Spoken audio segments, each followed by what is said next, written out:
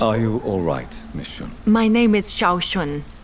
This is the proper way to address someone in my country. I do apologize, Xiao Shun. Are you all right? Yes, I am.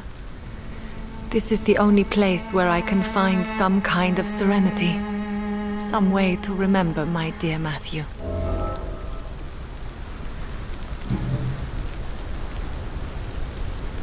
Are you on your own?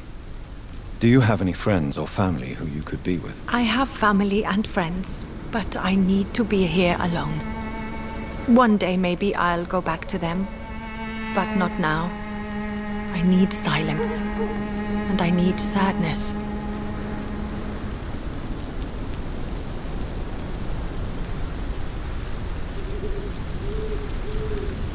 You should not be by yourself. Grief can be a terrible trial. And it's even worse when you're alone. Thank you for your sincere words, Dr. Reed. I sense you trying to help me, even if I don't quite understand why. Tell me how your husband died, Xiao Shun. Matthew died of the Spanish flu, like so many others. It's a mundane cause of death these days, but for me it meant the end of the world. At this time, there is so little medical science can do to defeat this terrible epidemic. I'm truly sorry. The worst thing is not his death, even if it tears me apart. The worst is not to have seen it coming, to have lost him so quickly, even before realizing it. Did he hide his condition from you? Matthew was a smiling type, a happy sort. Everything that I am not. Did he laugh at his death to come, or did he not realize what was going to happen? I'll never know. The Spanish flu may be the worst disease mankind has ever faced. Why are you blaming yourself? You don't understand. I didn't know he was so sick. I didn't realize the gravity of his situation until it was too late. As harsh as this sounds, we are all equally vulnerable to this awful disease. It can take the strongest man in just a couple of days. I never said goodbye to Matthew. We never realized how bad it was. We laughed about it even. He always made me laugh. Now I don't have enough tears to shed.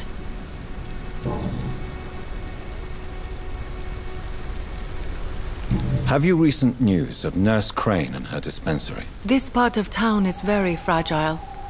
I hope the trust so many people put in her will not be betrayed.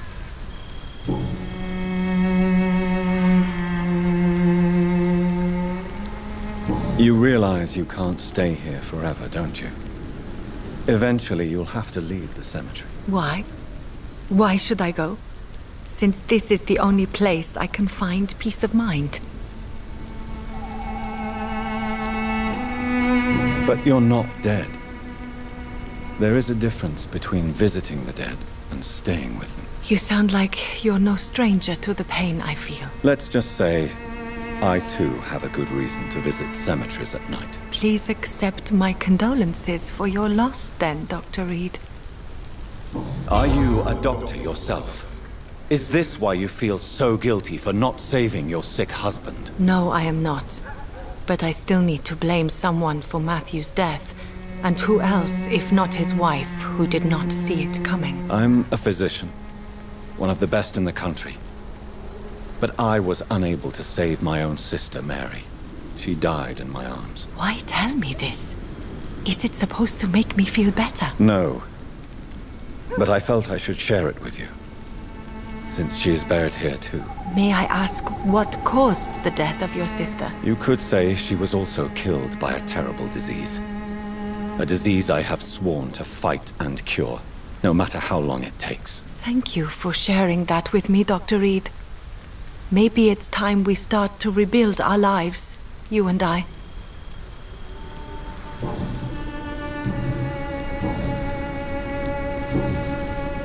You should go home now. I think you're right. Cemeteries are for the dead, for they need silence too. Thank you for your honesty and your wisdom, Dr. Reed. Thank you for your company, Xiaoshun. Take care on the way home. Maybe I'll see you again in Whitechapel. Goodbye for now.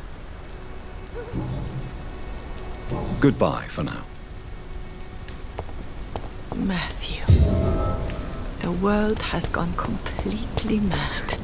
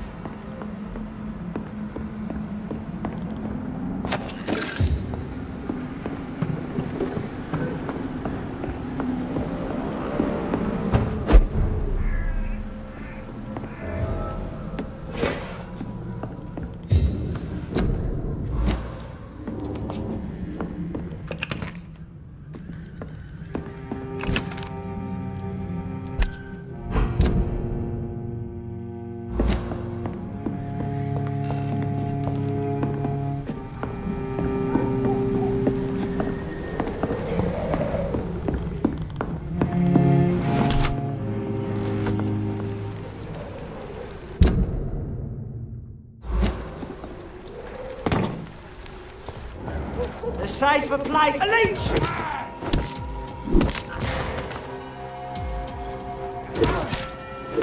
Oh, Christ!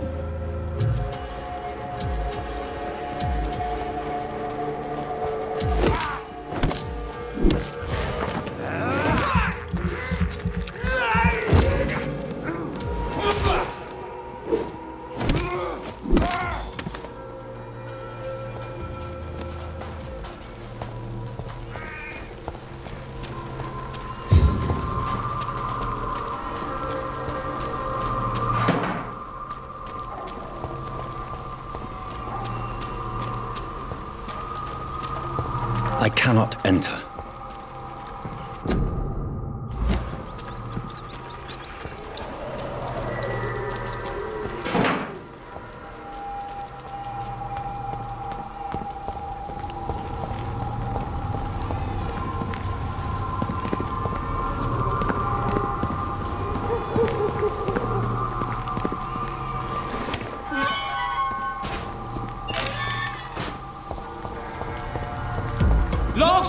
in, sir!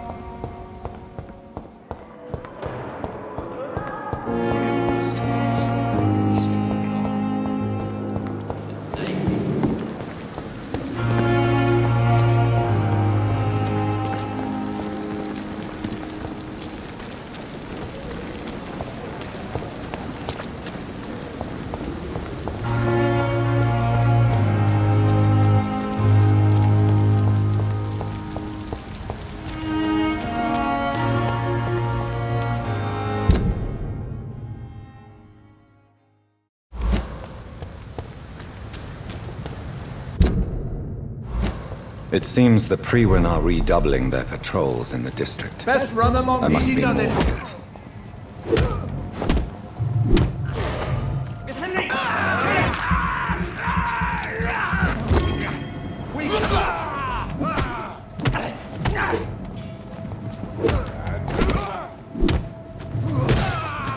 that leech is lost!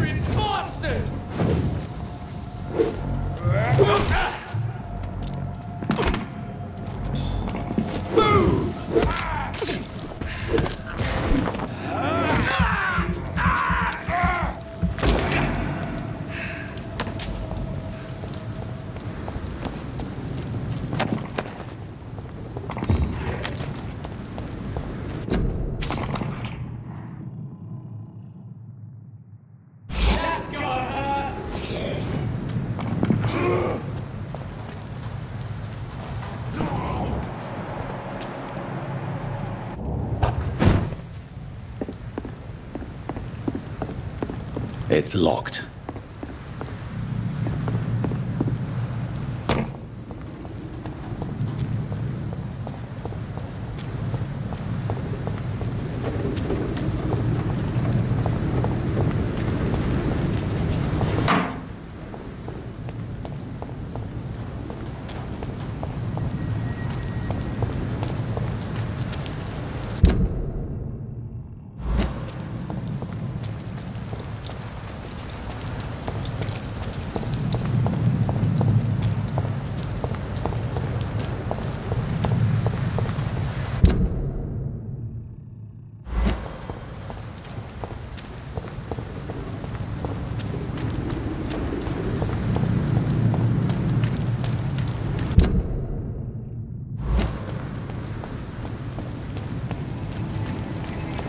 Crush the leech, boys!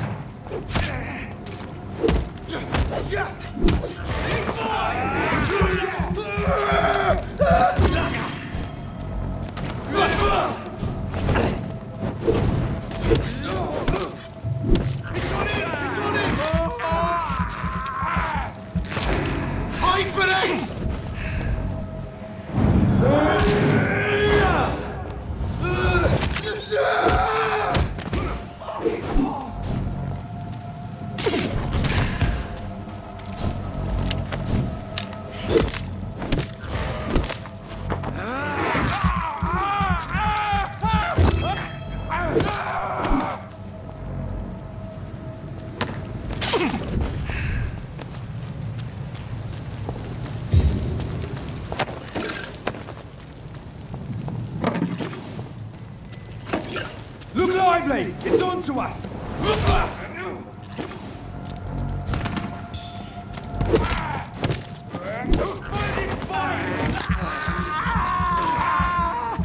He's done for!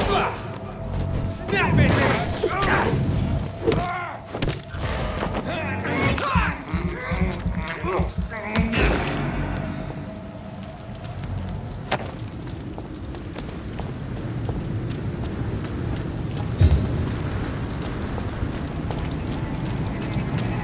Go back home, steady boy!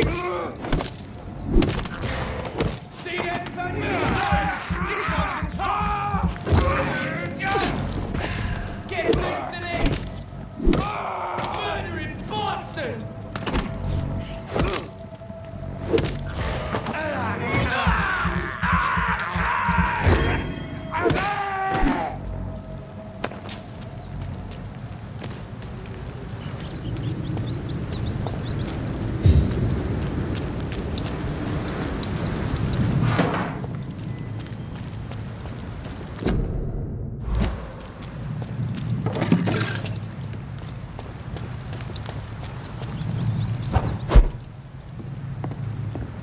I cannot enter.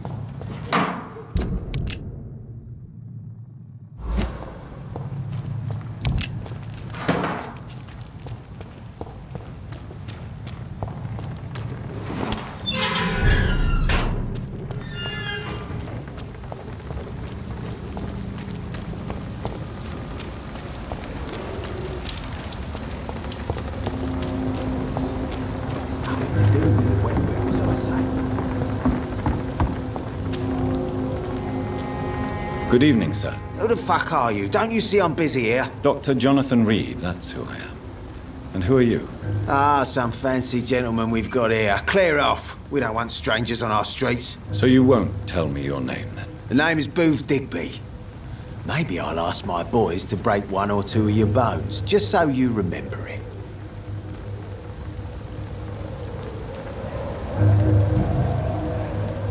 Are you some kind of vigilante patrolling these streets at night? Something like that, but the police aren't in charge here. We are, see?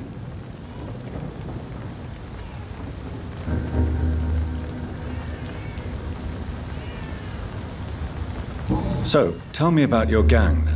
What? Have you got a death wish? You really want me to answer that? Well, yes. You seem so proud of your status. Why not tell me who you're working for? Oi! I'm the boss, all right? The Wet Boot Boys work for me. All of them. Situation round here is better than other districts because of us. Because of me. So you're a concerned criminal, is that it? Using funny jokes about me and my boys, are you? Fuck. You must have some balls. I saw many men like you during the war, Mr. Digby. Greedy little cockroaches who feed on despair. I could kill you for saying that. But, nah. You've been a soldier. I can respect that. What can you tell me about this part of town? Things ain't that bad, thanks to us. We give people what they need, and we control this borough. Well, you're not doing a very good job. People are still dying here like everywhere else. Yeah, well, we can't be everywhere all the time. And Edwina says if we can find more guns, we could be more efficient. More efficient? Really? You should probably tell Edwina that guns are useless against diseases and infections. Incredible. You know what? You're lucky she can't hear you right now. She's more smart than patient. My sweet queen of the docks.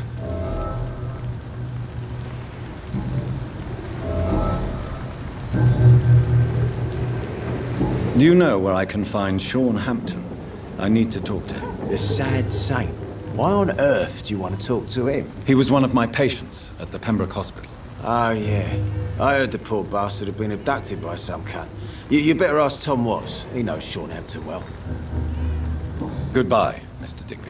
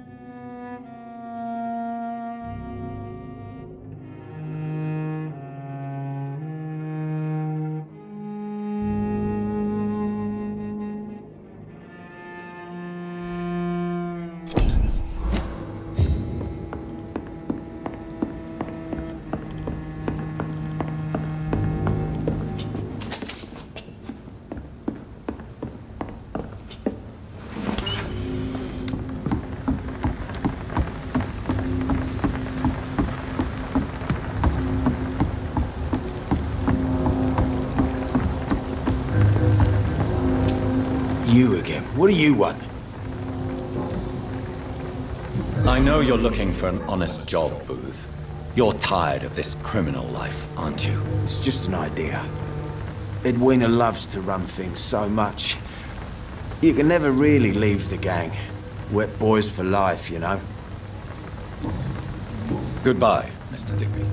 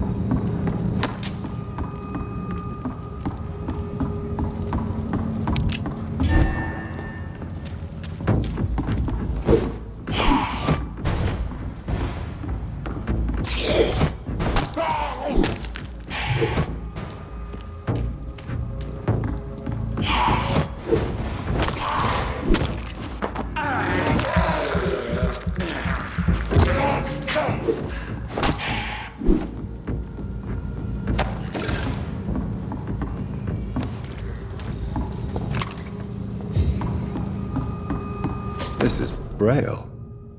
I need someone who can read this.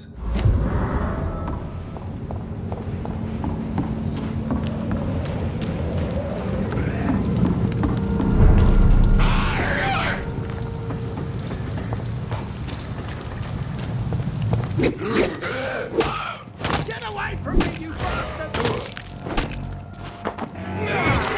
What are you people, huh? You won't get me here!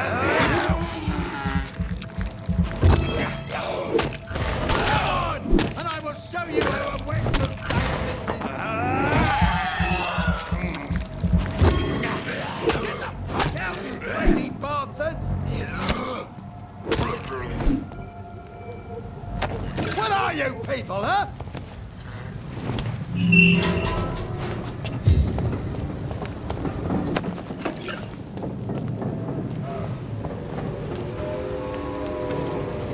Are you all right, sir? What are you doing in a place like this? I'm not sure that's any of your business. I hope you realize that staying here will put your life at great risk. Pah! I'm not afraid of these guards of Priwen, or whatever these thugs call themselves. I can still kick some respect into those youngsters. I wasn't specifically referring to them, but are you really after these men? Why? They took my boy! I've had no news since he joined that crazy gang. So I decided to come and find him myself, to get some answers. I see. But as I said, your life is at risk if you stay here. And I'm not referring to the gangs either. You should leave, sir. Well, this part of town used to be nicer, let's say. Perhaps you're right. This isn't the best way to save Andrew.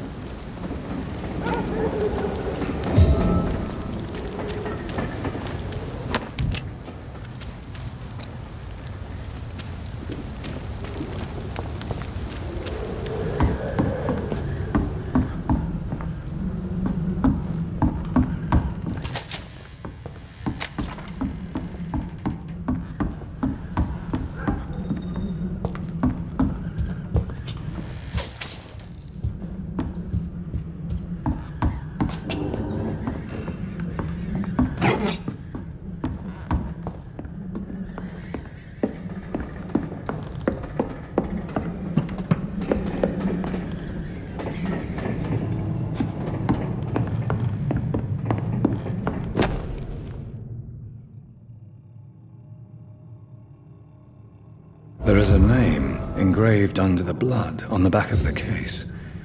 Jack Gillingham. Maybe I should return this watch to his family.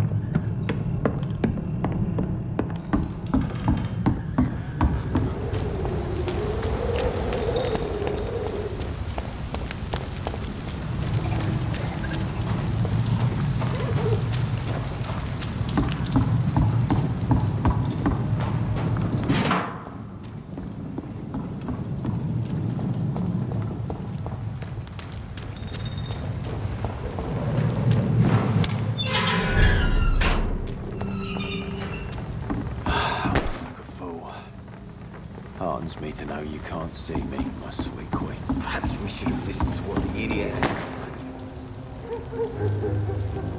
say. The sewer dog's fault, they say. Then the gangs, the epidemics, everyone's throwing the blame.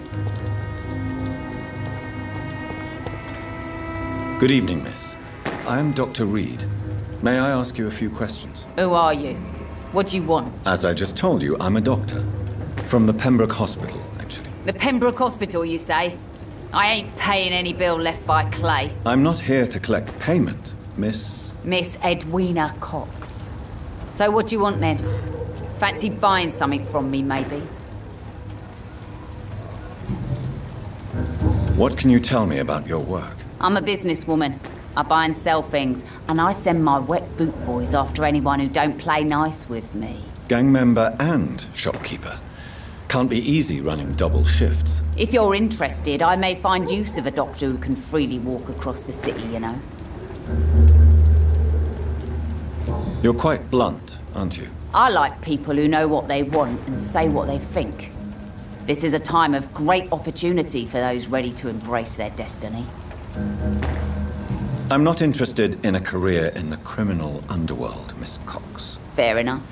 Stay away from us then, if you don't want to get hurt or worse. Since my return from the war, I don't feel that concerned by threats, knives, or even bullets, if you must know. That's exactly what that stupid trade unionist claimed after he attacked one of us. Booth and I reminded him a bullet beats words every time.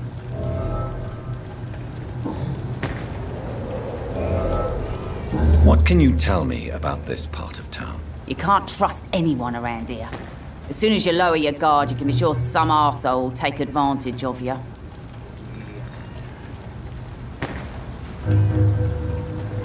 You sound like you're thinking of somebody in particular. Take the gravediggers of Southwark. They must pay me every week, but it looks like they forgot who gave them permission to steal from the dead. Looting corpses in a mass grave. That is a new low. Whatever. Hey, since you're a doctor and all, maybe you can access that forbidden area and remind those bastards what they owe. Really? Don't you think that's a little bit excessive? Bastards, all of them. This region only responds to violence and threats. You still use your husband's name, Edwina. Why is that? Why shouldn't I? He may be a bloody bastard, but I'm still his wife and his name means something round here. You never paid him a visit at the Pembroke Hospital, did you? And I don't intend to. In Clay's case, I'm not against a medical mistake or a little help from the Spanish flu.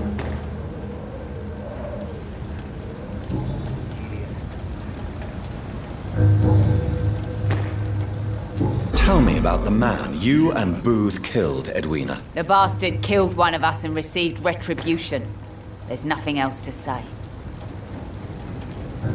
What happened exactly? I don't know and I don't care. One of ours was killed by that communist bastard, but he didn't brag for long. So you have no idea what really happened, but you executed him anyway. No one messes with the Wet Boot Boys, Doctor. This is our territory, and this is our law. And your conscience is clear. You kill without hesitation. Violence is an efficient tool, Dr. Reed, when used properly. So you decide who lives and who dies, just like that. Yes, Doctor. Just like that. I'm not saying it's fair. I'm saying it's my way of dealing with troublemakers. Booth Digby looks at you with love-struck eyes. Tell me, Edwina, is the feeling mutual? You have no idea how refreshing it can be for a woman to receive all the pleasure she needs. For once. I'll take your word for it. What is it, Doctor? A woman's not supposed to talk about these things.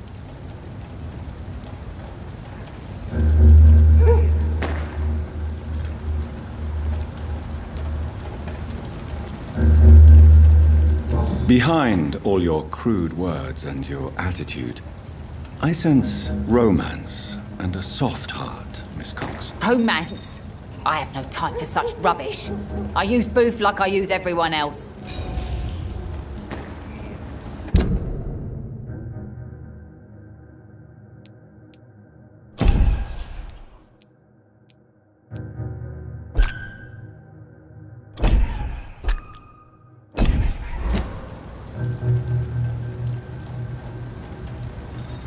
Booth Digby looks at you with love-struck eyes.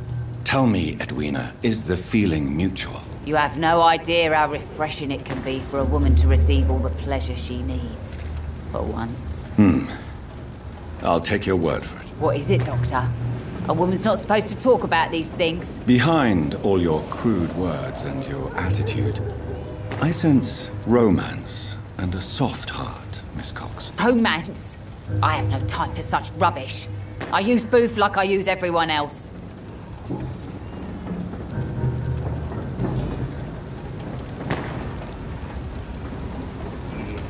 You still use your husband's name, Edwina. Why is that? Why shouldn't I? He may be a bloody bastard, but I'm still his wife and his name means something round here. You never paid him a visit at the Pembroke Hospital, did you? And I don't intend to. In Clay's case, I'm not against a medical mistake or a little help from the Spanish flu.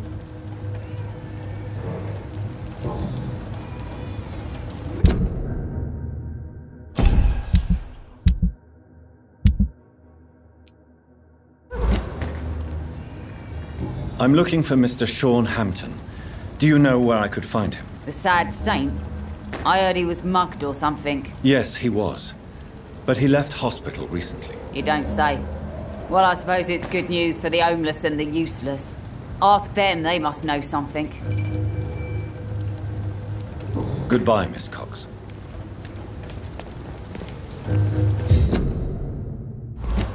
Foolish girl and her pretty principles. She's got no idea who she's dealing with.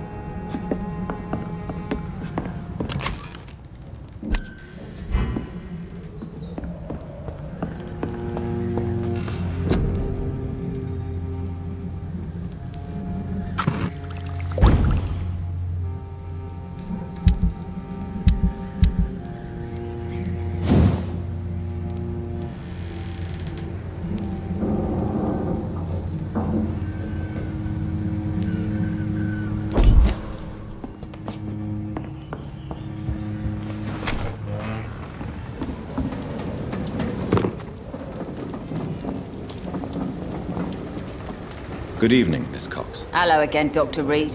What do you want? Can I see what you have to sell? As long as you have money, I'll show you all I have.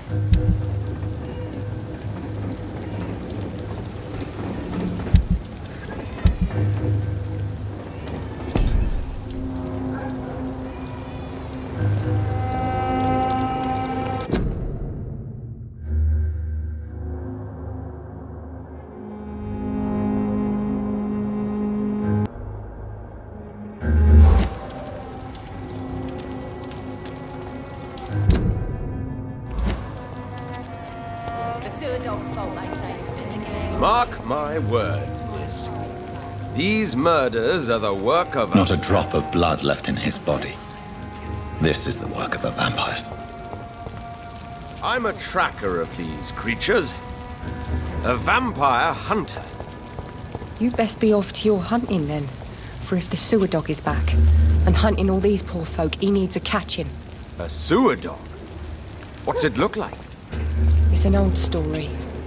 A monster with daggers for teeth and icy claws. He comes of a sudden, nighttime, claiming innocence, then vanishes. Teeth, claws, murders by night? Your sewer dog is my business. He's the kind of prey I hunt, milady. Good evening, sir. Have you witnessed any suspicious activity or strange events recently? And what do you define as a strange event? More to the point, who are you? My name is Ichabod Throgmorton, vampire hunter extraordinaire and warden of the East End. A vampire hunter? Really? I know what you're thinking. I'm just another lunatic howling at the moon, but I'm not. The bloodsuckers exist. And they're close.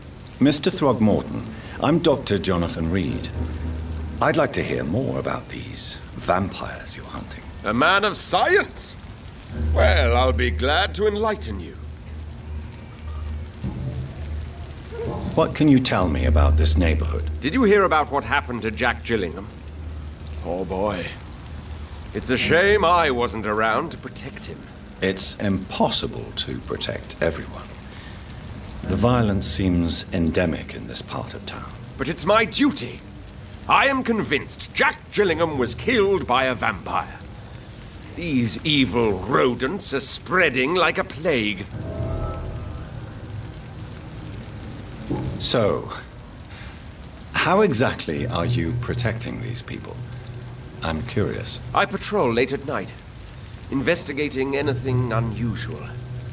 I try and encourage people to stay indoors, but people are careless. How do you identify a vampire? It's simple, really. They can't stand daylight. They're afraid of garlic and holy symbols. They also cannot enter a house without being invited. Have you ever killed one of these creatures? Yourself, I mean. Of course I have. What kind of question is that? It's a dirty business, believe me.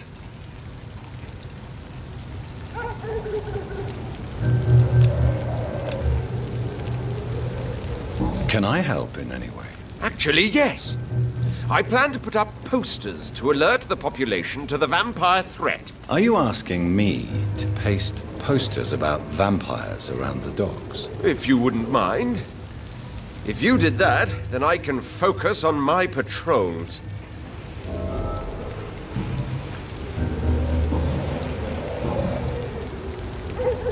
Have you heard of the Guard of Priwen? Of course.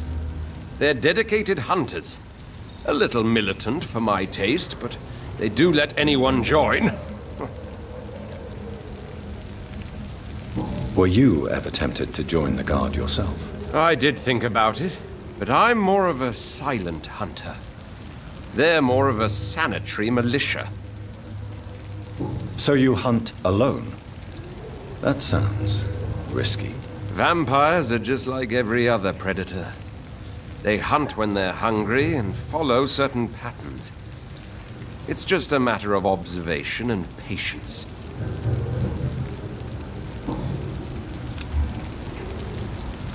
I'm looking for Sean Hampton. Can you help me, Mr. Throgmorton? The sad saint? He should be at his night asylum at this hour. But I cannot tell you how to find it, sorry. Really? Why is that? It's nothing personal, Doctor. I'm sure your intentions are good, but people who sleep there, they have plenty of reasons to hide.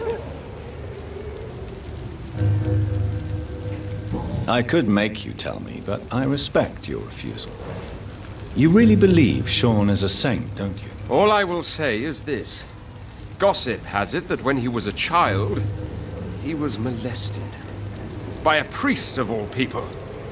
Funny thing is, though, it only strengthened his faith. Maybe at least you can tell me who could help me find him. Tell you what, go and chat with Tom Watts. He's a bartender and good judge of character. If he talks to you, then it's fine by me. Goodbye, and good hunting, Mr. Throgmorton.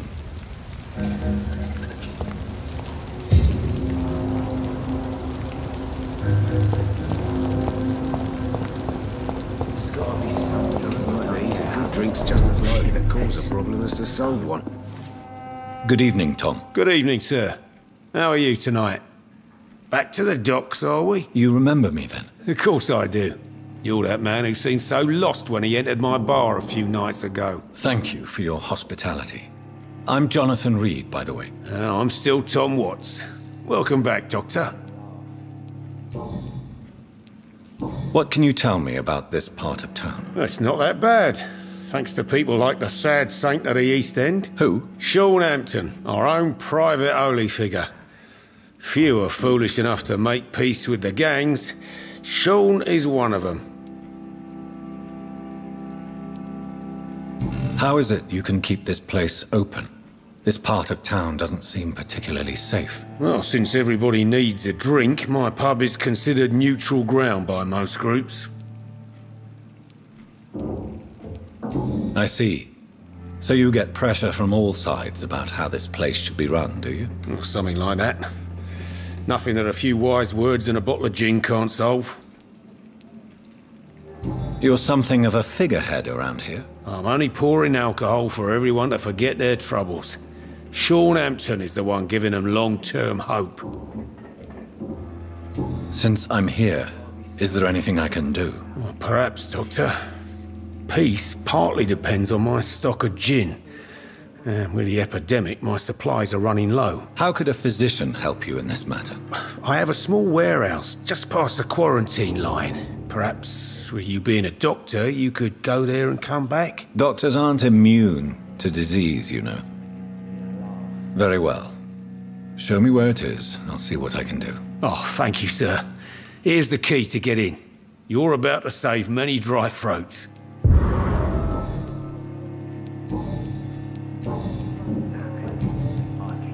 Tom, I need to find Sean Hampton as quickly as possible. I've been told you could help me. I heard the sad saint was recovering at Pembroke Hospital. Did he leave or something? I believe he returned to his flock. Can you confirm that? Oh, I bet you're right. Sean can't help but worry about the poor and sick. Oh, I guess it has something to do with what happened to him as a baby. Please, tell me. Well, I don't like to gossip, but I heard that the sad saint was abandoned as a baby in front of a Catholic orphanage in Dublin. That would explain his faith and need to help everyone. The important thing is I find him. Quickly. Why not try his night asylum? He takes care of those who need a meal or a roof there. Where is it? It's in an old warehouse, northwest of here. Just follow the bank to the west and go north when you reach the end of the pier.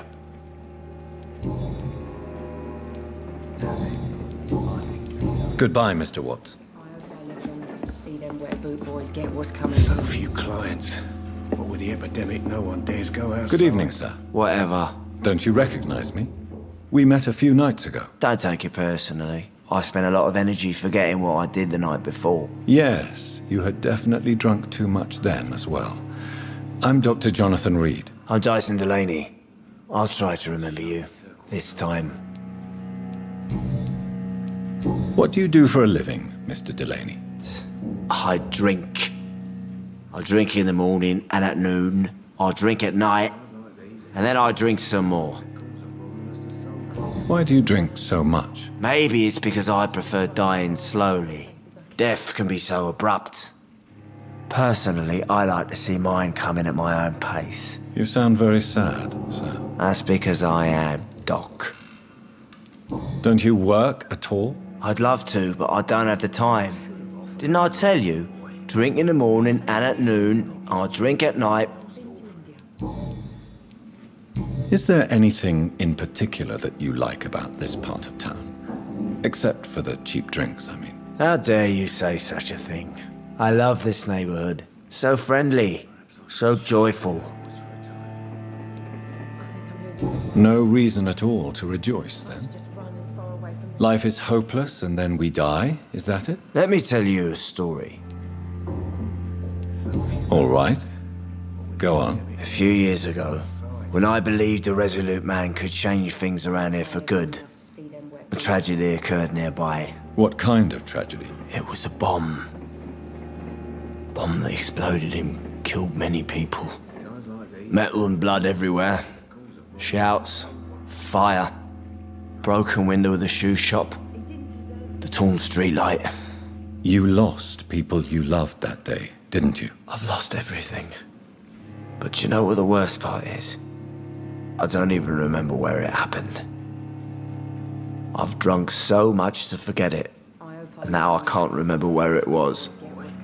I can't pay my homage to the dead. I'm sorry, Mr. Delaney. It's okay. If you ever find the place, just leave a flower for me there. Even if you tell me where it is, I'm not sure I'd memorize it.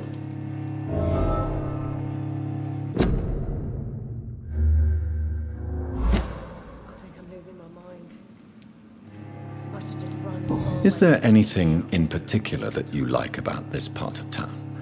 Except for the cheap drinks, I mean. How dare you say such a thing? I love this neighborhood. So friendly. So joyful. Why are you so cynical? Cynicism is the polite way to express despair, Doctor. No reason at all to rejoice, then? Life is hopeless and then we die, is that it? Let me tell you a story.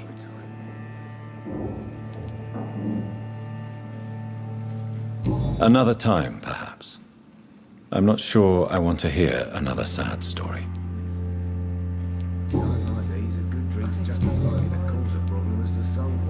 Surely you must have had dreams and expectations when you were young, like everybody else. Sure. I wanted things to change.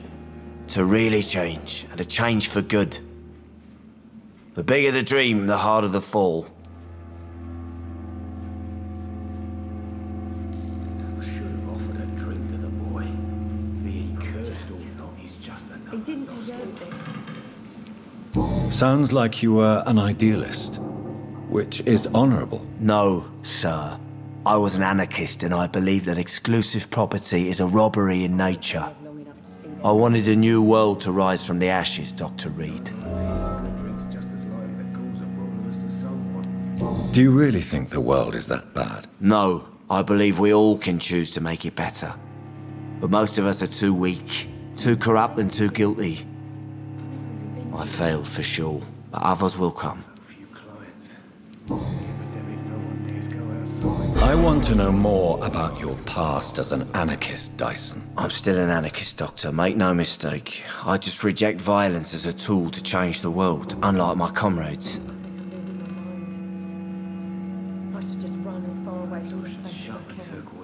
Do you believe in a bloodless revolution, then? I do not believe in much anymore, Doctor. But I'll admit I like your idea of peaceful change. I like it a lot. Do you still see your comrades, then? Even if you don't agree with their methods anymore, I mean. No. I hope they'll come to share my point of view one day. I'll raise my glass to that splendid idea. I'm looking for Mr. Sean Hampton. Do you know where I could find him? I really don't know.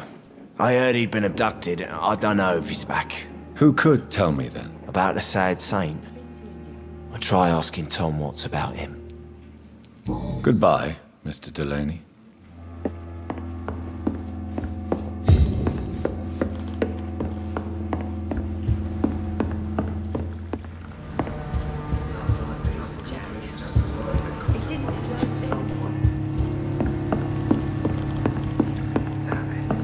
I think drink no longer stirs me.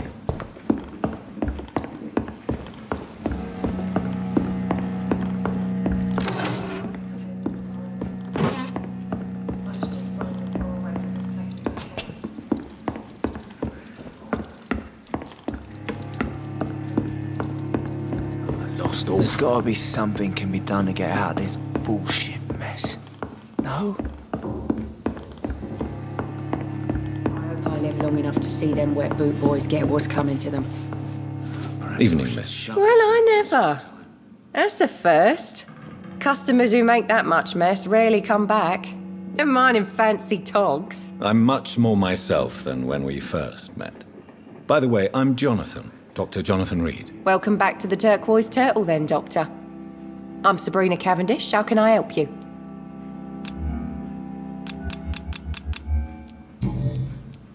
What can you tell me about this area? People don't appreciate that line of questioning round here.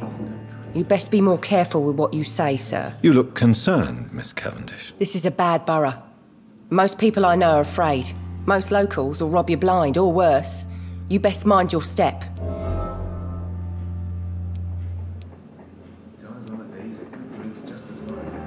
If you're uncertain about your safety here, the docks might not be the right place for you. I got responsibilities. And it's not like I got the money to move anywhere else anyway. This place seems, how shall I put it, very colourful. I'm sure it has plenty of stories to tell. We get people of all sorts here. It's that rare place in the docks where you can have a drink without being murdered.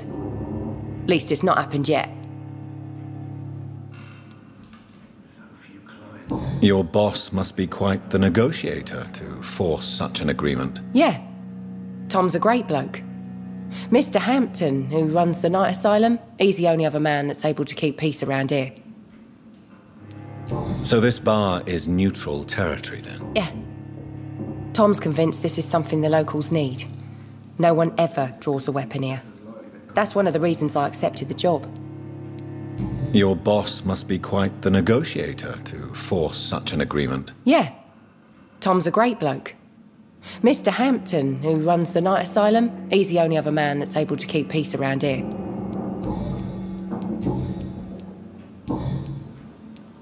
Excuse my curiosity, but where exactly are you from, Miss Cavendish? Something bothering you? What, my name? Or my complexion? Believe me, I never judge someone on their place of birth or the colour of their skin. If that's true, you'd be one of the few not to make fun of me. Just you, Tom, Dyson, Miss Fishburne, and of course Mr. Hampton. I'm sorry if I worried you. I was just curious to find out if you know this part of town well. Nosy. My dad was a sailor from Bombay, and my mum was a maid born up in Glasgow. They got married in London. And here I am.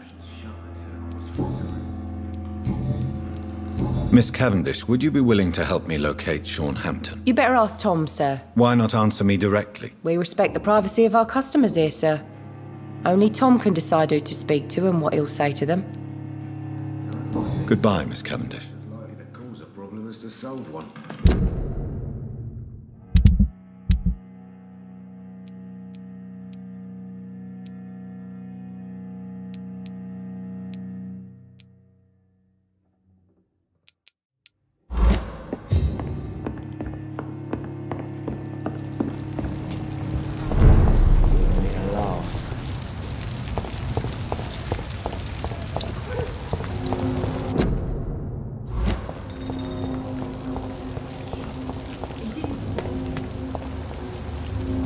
Damn it. I think drink no longer stood.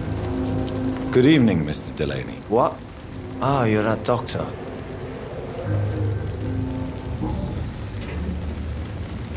Is there anything in particular that you like about this part of town? Except for the cheap drinks, I mean. How dare you say such a thing? I love this neighborhood. So friendly. So joyful. Inebriation aside, do you need medical help? Yes. I feel sicker than usual these days. Take this, then. And perhaps you could try to slow down the alcohol intake, too. Hey, Doc, you don't really want me to stop the only remedy I can afford. Goodbye, Mr. Delaney.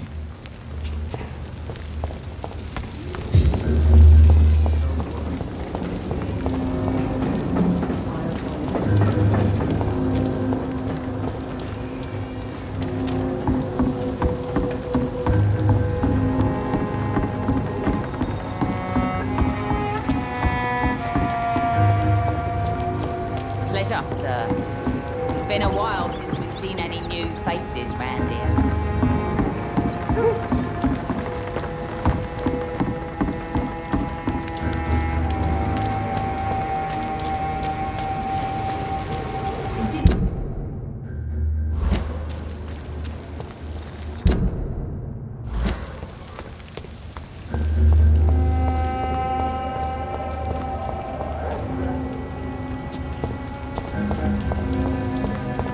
Feel it coming in my bones. I hate. Good evening, sir. Good evening. Why must it always be a good evening? I was just being polite. I'm Dr. Reed. I'd like to ask you some questions, if I may. Don't like questions. Or doctors. And the name is Seymour Fishburne, if you must know.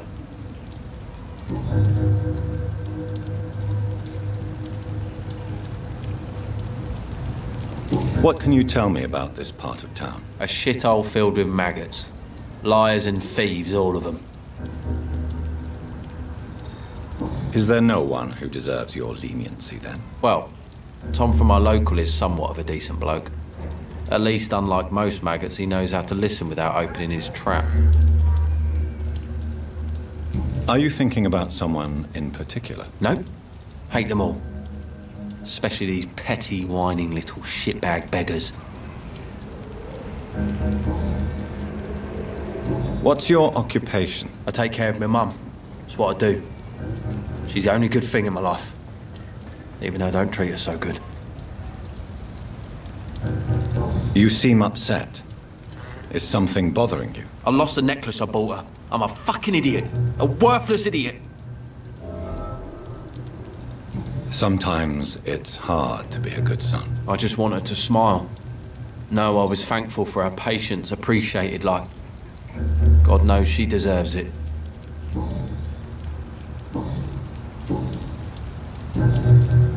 Any chance you can help me find Sean Hampton? The sad saint.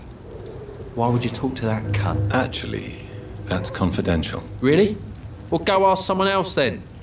I'm sure Tom Watts will gladly answer you. Goodbye, Mr. Fishburne. Good evening, Mr. Fishburne. Yeah. Goodbye, Mr. Fishburne.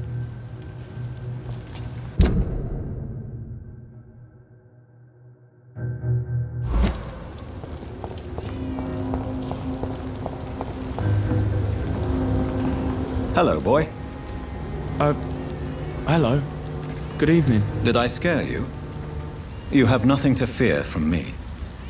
No, it's just that people prefer to avoid me. Well, I won't. I'm a doctor. My name is Rufus, sir. Rufus Kingsbury. What can you tell me about this region? It's all about staying out of trouble. But since most people prefer to avoid me, it's pretty easy. Why do people avoid you? They call me Rufus the Curse. Around here, I'm a bit of a bad luck charm. Have you ever thought about leaving? Where else would I go?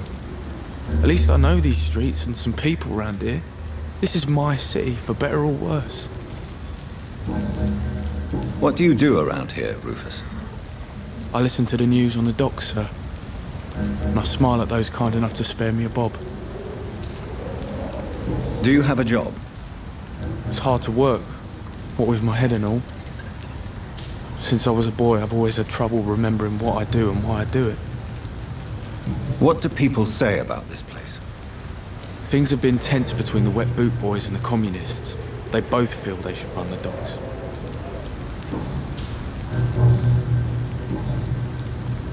Are you alone? Where is your family? I don't have any. My parents are dead. So you have no home? You're sleeping rough? No. I mean, yes. I live on the streets. I have no home. You should be careful, Rufus. There are things that lurk in the shadows of this city. Things that prey on the lonely and the desperate. I've known worse. I'm not all alone. I have Mrs. Fishburne. She's been very kind to me. Why do you think she's so considerate? I can't say, sir. I guess she's a good soul. Sometimes it's like she replaces the mother I lost, even if we're not related.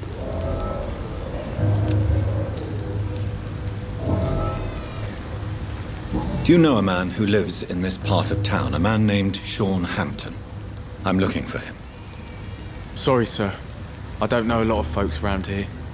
Most prefer to avoid me. Well, I don't think you should talk to him. He may be very sick. Thanks for the tip. You might want to check the Turquoise Turtle. It's a pub not far from here. The barkeep knows everyone in these parts. So long, Rufus.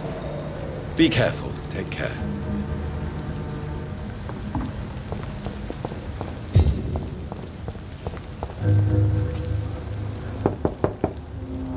Good evening, madam. I'm Dr. Reed. Could I come in? Why? What do you want? I work at the Pembroke Hospital.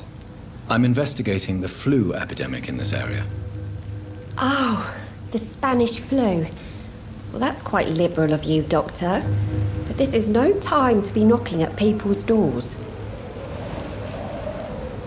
The disease takes away the good people too, madam. Why not let me in? It's Mrs. Fishburne. Stella Fishburne. And yes, indeed. Why not let a doctor in? Best grow eyes in the back of that head, sir. Gentlemen are easy targets in It's locked, all right. So you have questions about the flu, then? Yes, among other things. Forgive my rudeness at the door. It's just my son doesn't like strangers coming in the house.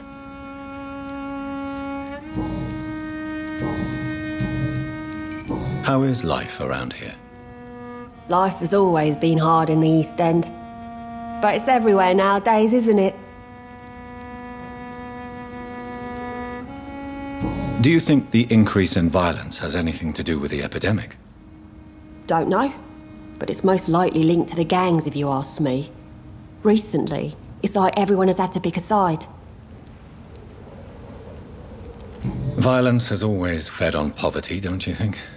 It's a cruel law of the human condition. And selfishness is their rotten fruit. These days, you could just die in the gutter and no one will bat an eye. Violence has always fed on poverty, don't you think? It's a cruel law of the human condition. And selfishness is their rotten fruit. These days, you could just die in the gutter and no one will bat an eye. May I ask what you do for a living, Mrs. Fishburne? Since my husband died, I worked at the Dawson Rope factory, but it closed before the war. I occasionally help at the night asylum, in exchange for food. Did your husband die in the war? Oh no, my Jack was a docker. He died when my Seymour was just a lad. The poor boy saw his dad slip and fall from that scaffolding. How do you pay the rent, then? My Seymour works at the docks, just like his dad. He's very attached to the house he grew up in. It's not always easy, but we get by all right. The orphan that regards you as a mother. Please tell me about him, Stella. You mean Rufus? I wish I could do even more for the poor boy. Most people are so selfish. But you're not. Years may have passed, but I haven't forgotten how it feels to go through days with nothing but an empty stomach.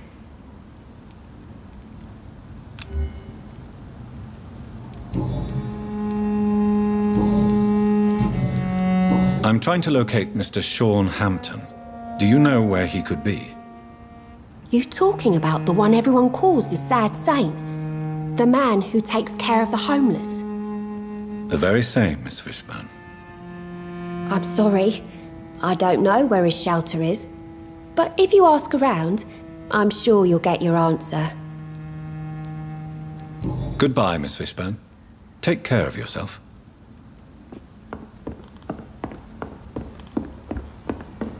I can't remember the last time I had a good sleep. I've been nothing but worry.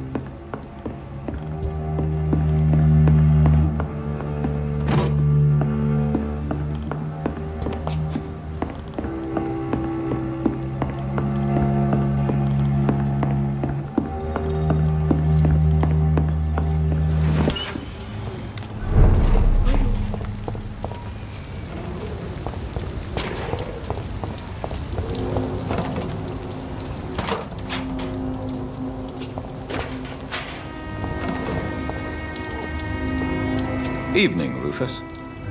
Evening, Mr. Reed. So long, Rufus. Be careful. Take care.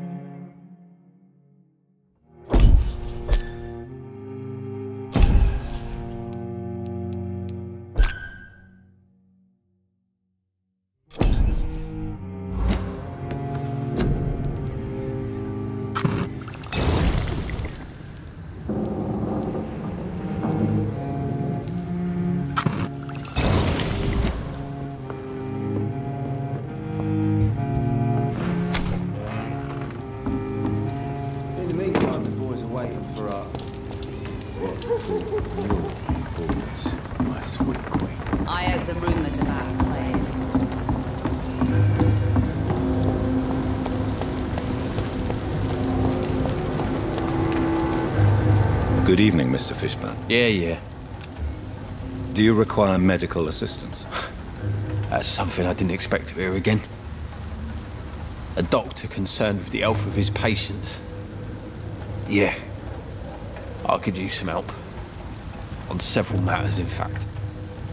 I don't know which kind of doctor you're used to dealing with, but it's a doctor's purpose to heal people. And is it your purpose as well, Mr. Reed? I would say it's a convenient way for gaining people's trust. Goodbye, Mr. Fishburne.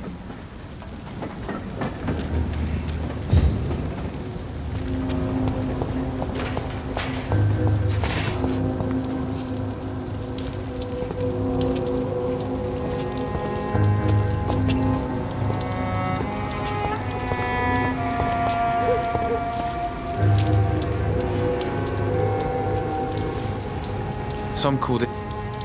Evening, Rufus. Evening, Mr. Reed. Do you need help? A real doctor caring about me. That's a first. I feel like a real person. A real doctor treats everyone the same, Rufus. I don't know what to say. Thank you, sir. Thank you. So long, Rufus. Be careful. Take care. These whispers of monsters got folk gossiping and scared. It's people they should fear. It's locked, all right.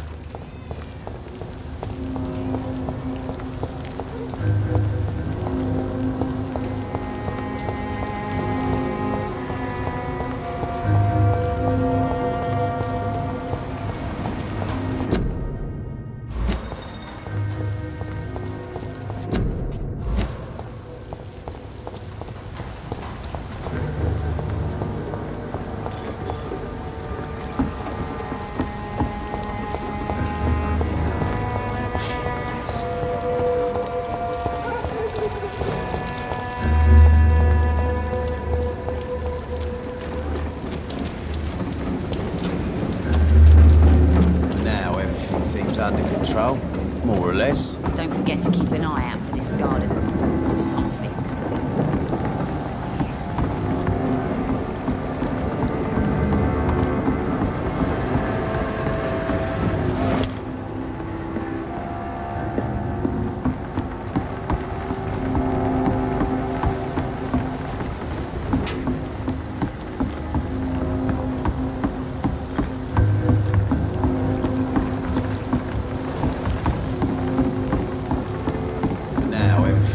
Under control, more or less. Don't forget to keep an eye out for this garden.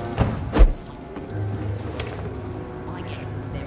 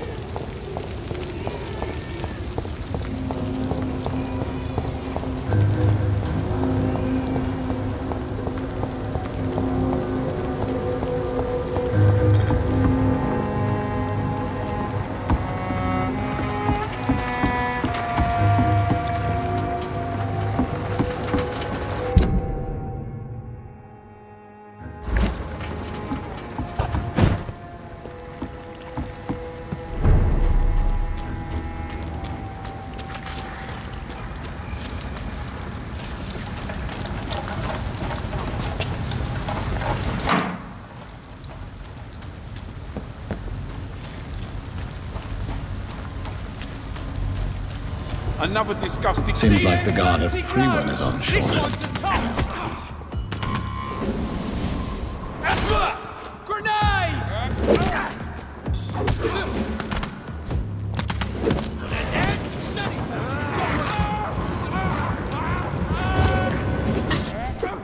Crush the leech, boys! Die, vermin! I hate leeches!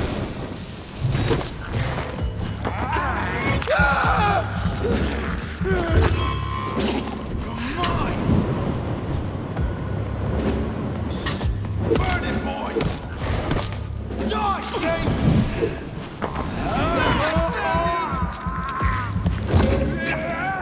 Want some of this?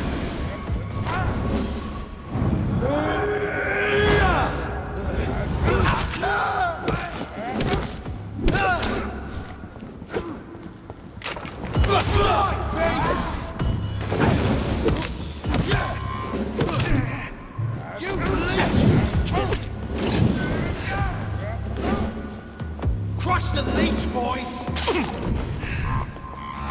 Die, vermin!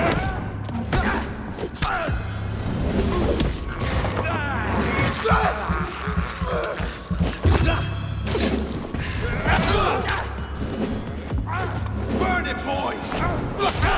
I hate leeches!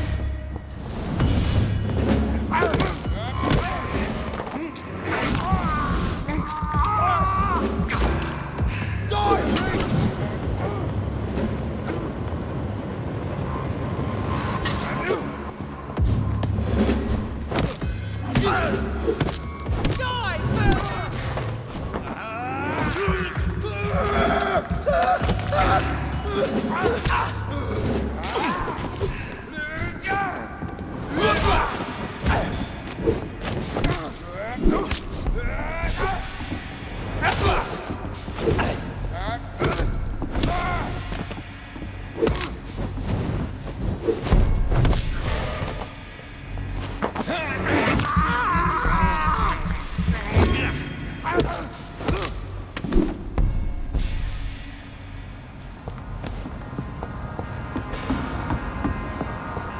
The wounds on this corpse are deep, the result of rabid rage.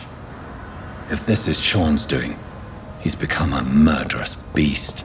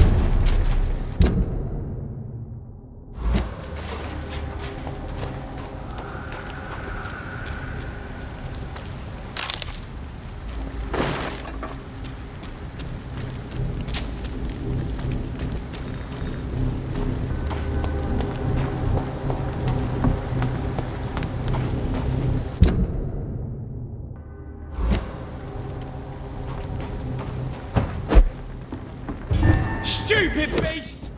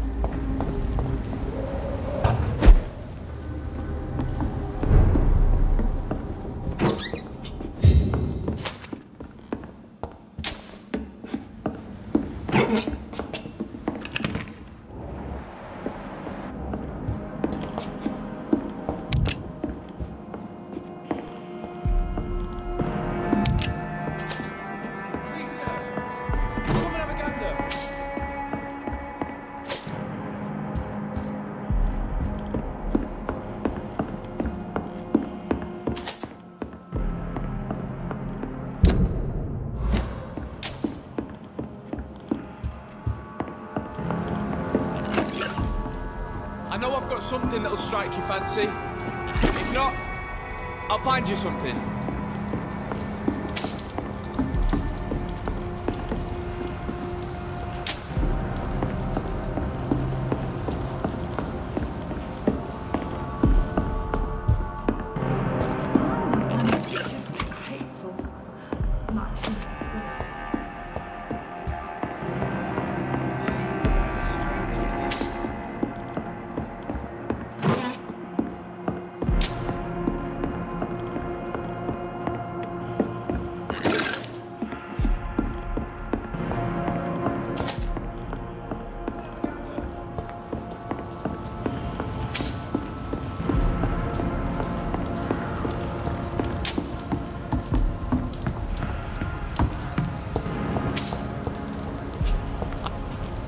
Good evening.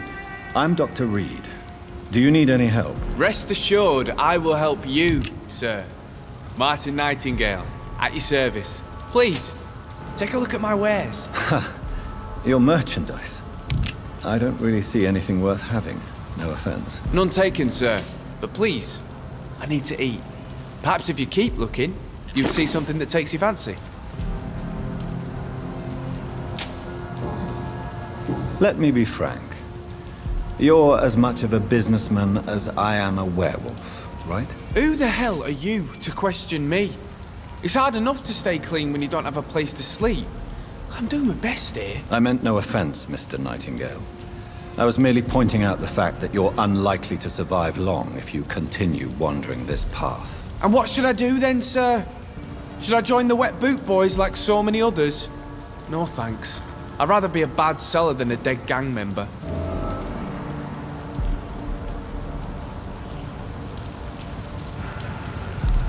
Let me be frank. You're as much of a businessman as I am a werewolf, right? Who the hell are you to question me? It's hard enough to stay clean when you don't have a place to sleep. I'm doing my best here. I meant no offense, Mr. Nightingale. I was merely pointing out the fact that you're unlikely to survive long if you continue wandering this path. And what should I do then, sir? Should I join the Wet Boot Boys like so many others? No thanks. I'd rather be a bad seller than a dead gang member. Young man, do you require medical attention? I'm perfectly fine, thank you.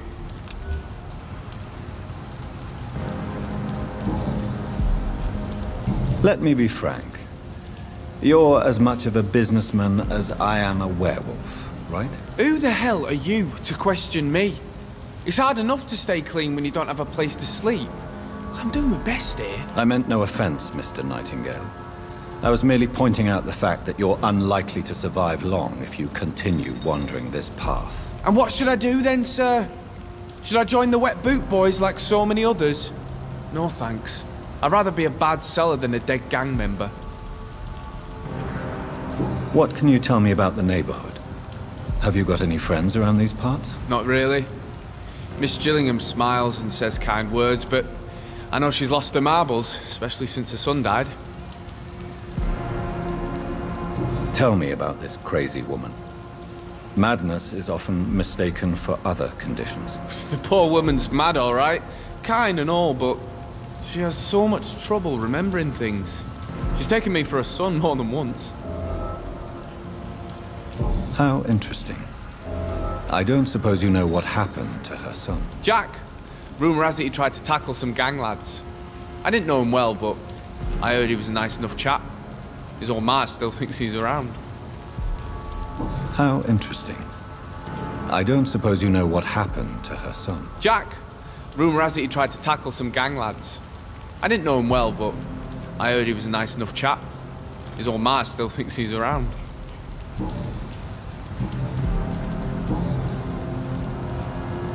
Why not try seeking help instead of peddling your wares?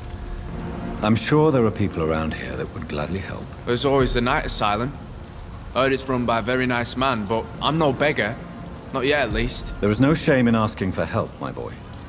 Sometimes it can even be the best course of action. I don't feel okay with that. I'm gonna make a name for myself, and I'll do it by myself. I'm looking for Sean Hampton. Can you help me? He's a caretaker for the poor, is he not? Something like that, yes. Sorry, I don't know where he is. I found this watch. It belonged to Miss Gillingham, but I thought you might find it useful. That makes sense. She would have forgotten about the watch by the next day. If you say so. Take this for your trouble, Dr. Reed. I will not forget your gesture, I swear. Show me what you have to offer then, Mr. Nightingale.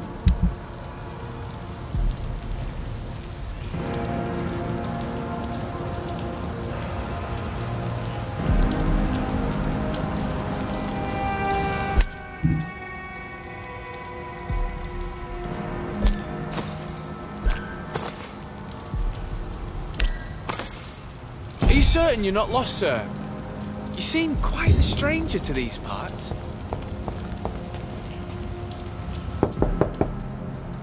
Good evening, miss. I'm Dr. Jonathan Reed. May I come in? I already took my medication, Doctor. But thank you. I'm sorry. Your medication? Have we met before? Don't tease me like that, Jack. Sorry, what? I think I should come in, miss. I'd like to check if everything is okay, what with the epidemic spreading across London. An epidemic, you say? How terrible. I had no idea. But where are my manners? Please do come in, Doctor. You are a doctor, yes?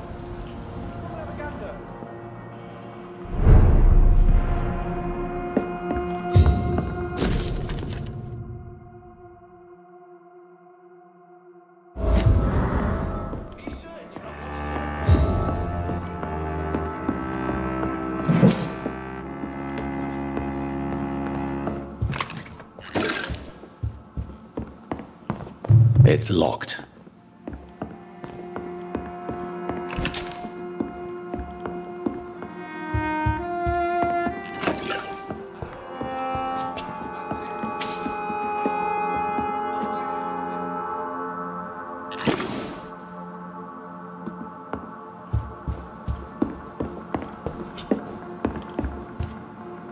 So, Dr. Tippett, what brings you back here? I heard whispers you had a job at that fancy hospital. I told you my name is Jonathan Reed. Don't you remember? Of course I do. I remember my name too. Gillingham. But you may call me Enid, Doctor. I'm very happy to see you again. What can you tell me about this part of town? Oh no, I don't gossip. That would be most unbecoming of a lady such as myself. Who are the more influential figures on the docks? Well, I heard about some terrible illness going around. I would say in that case that it's you, Dr. Tippett. Is anyone taking care of you, Miss Gillingham? My son is always here to take care of me. He's a good boy like that, but I do worry that he needs to start living his own life. Well, I would never say that to him, of course.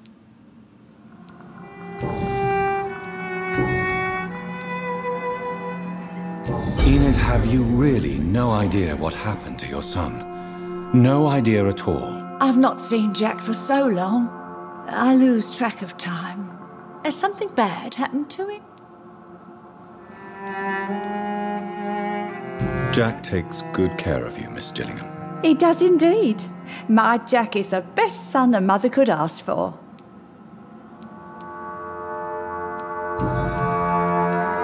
I'm looking for a Sean Hampton. Do you know where I might find him?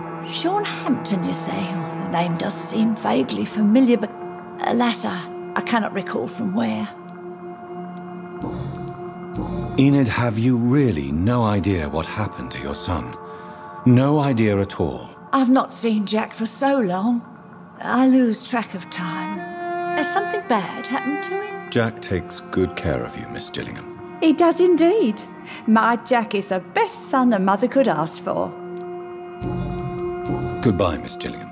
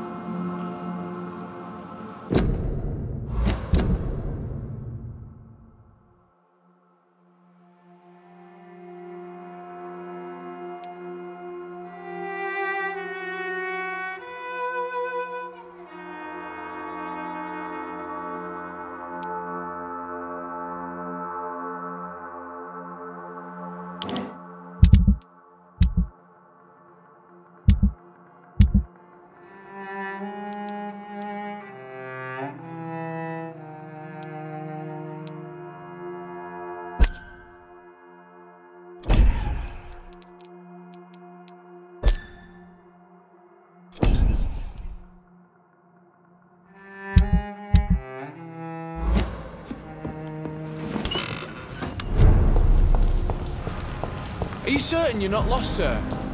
You seem quite the stranger to these parts.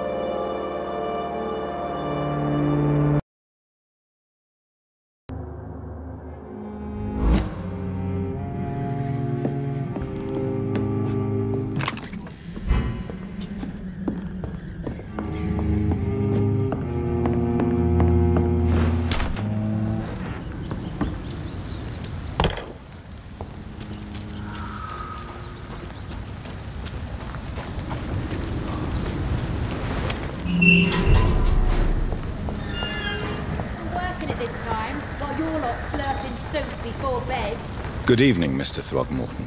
Dr. Reed, can I be of any assistance? Have you noticed anything suspicious lately? I'm looking for Sean Hampton. Can you help me, Mr. Throgmorton? The sad saint? He should be at his night asylum at this hour, but I cannot tell you how to find it, sorry. Really? Why is that? It's nothing personal, Doctor. I'm sure your intentions are good, but people who sleep there, they have plenty of reasons to hide.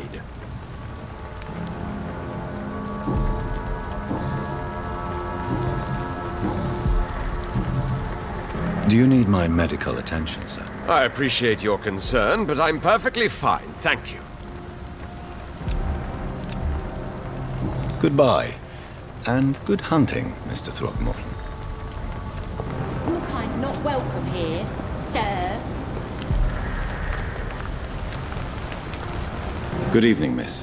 I'm Dr. Jonathan Reed. May I have your attention for a minute? Good evening, sir. My name is Giselle Paxton, but I don't have time for men like you. Have we met before? No, but I just need to look at your fancy clothes to know that you must be desperate to visit the docks at night. That's quite judgmental. Sir, I've led enough strikes when I had a job to identify you as an enemy of the working class. Well, I'll leave you for now.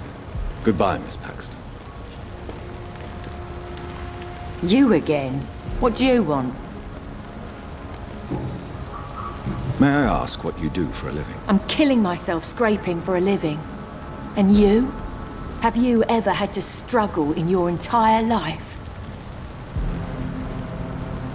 As I told you, I'm a doctor. You have to work a lot to earn that title. Oh, a doctor. Born with money in a nice house, were we? Was Daddy a banker or a doctor himself? Why such hatred? Are you judging me by my clothes and my job? Course I am. Fuck, you're so blind. You don't even see your privilege. Lazy people like you disgust me. What can you tell me about this vicinity? Tell you what, just spend a few weeks here, and then ask me that question again. If you're still alive, I mean. If you have something to say, say it. I'm getting tired of all this. Oh. You want information instead? Well, here's some for you. Giselle Paxton does not like you at all, Doctor. You don't know me, Miss Paxton, and yet you see me as an enemy. Your manners, your clothes, your words tell me everything about you, sir. I know your kind, and you don't belong here.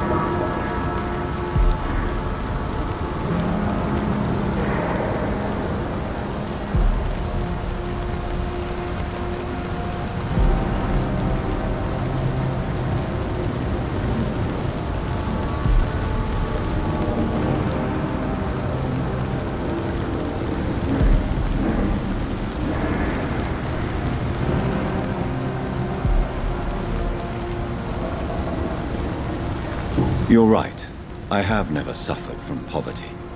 But that doesn't mean I don't fight it and its consequences. I really doubt you ever had to fight for anything in your life, Dr. Reed.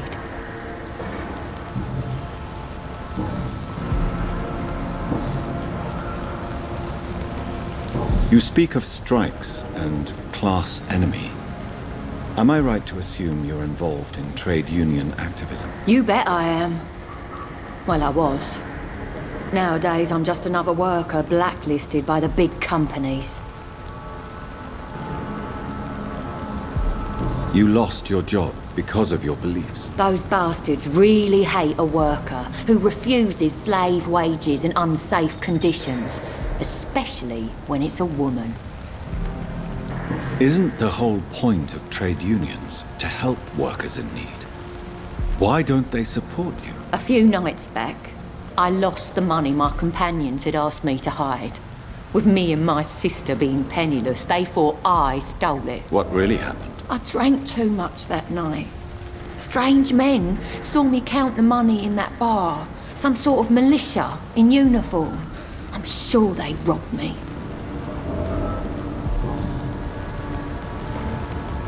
You speak of strikes and class enemy. Am I right to assume you're involved in trade union activism? You bet I am. Well, I was. Nowadays, I'm just another worker blacklisted by the big companies.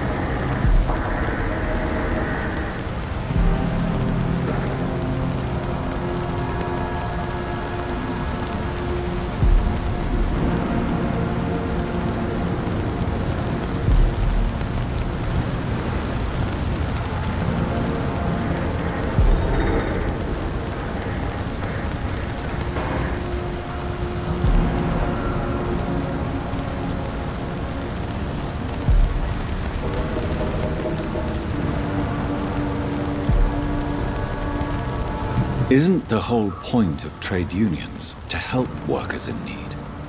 Why don't they support you? A few nights back, I lost the money my companions had asked me to hide. With me and my sister being penniless, they thought I stole it. What really happened? I drank too much that night. Strange men saw me count the money in that bar. Some sort of militia in uniform. I'm sure they robbed me. You lost your job because of your beliefs. Those bastards really hate a worker who refuses slave wages and unsafe conditions, especially when it's a woman.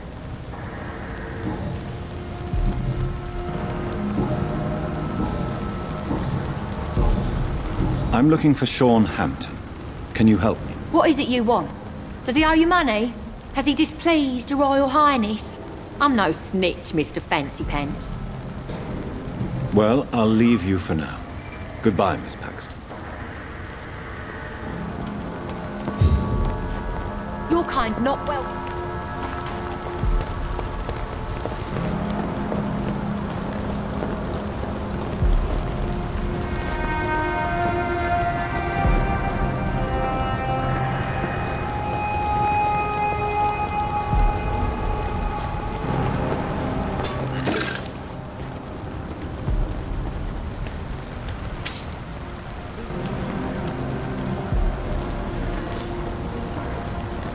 It's locked, all right.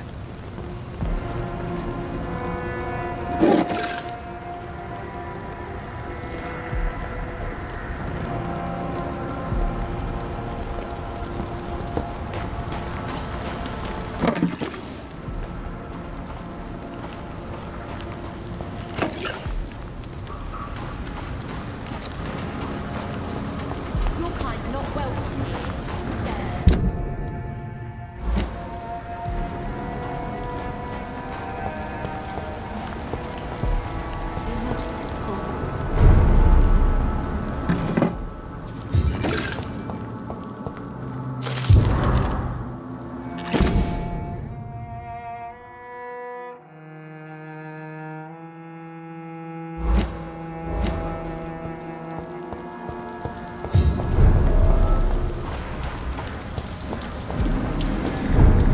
This Seymour worries me. Perhaps Sean knows something about him. Good evening, miss. I'm Dr. Jonathan Reed. Can I help you? A fancy doctor lurking at night by the docks? Not fishy at all. And what about you? Working outside at night in this dangerous part of town? You want to know my secret? I'm trying to earn money. And I'm Lottie Paxton, by the way. Is it not dangerous to work here at night? As long as I have good legs, I can run away from trouble. The sad saint now provides me and my sister a bed and a roof. I don't want to lose that. Are you homeless, Miss Paxton? Mr. Hampton's night asylum is our new home now. It's a safe place for me and my sister. What can you tell me about the Sad Saint? It's just the nickname of Sean Hampton, the sad saint of the East End. He gave me shelter, and he's not always sad. What can you tell me about this place? How are things here? It may be okay for a strong girl like me, but a dandy doctor from the city like yourself, you better watch your back, Mr. Reed. You really think I should go back to a safer place, miss? No, I think you had better stay and help as many people as you can. Just avoid the wet boot boys. Those bastards are worse than the epidemic. Which local dangers must I avoid? Well, the gangs, the thieves, the drunks, the jobless. A man with your fancy clothes will attract a lot of attention. Well, I am not someone so easily intimidated. Glad to hear that. And if you get into trouble, you can always seek help at Sean Hampton's shelter. No one would dare to be violent there.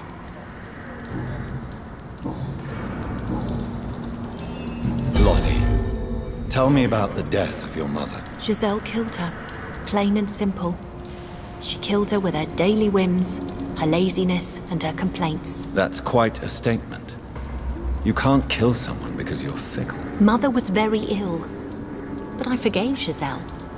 What I couldn't stand was how she cried at her funeral like she was the one left alone. Perhaps your sister is not as tough as you are. I know that, and I don't blame her. It just makes me sad that my own sister is the person I understand the least. Perhaps your sister is not as tough as you are. I know that, and I don't blame her. It just makes me sad that my own sister is the person I understand the least. Giselle is the only family you have left. Don't you think it's time you forgave her? Sometimes words are harder to forgive than acts, Dr. Reed.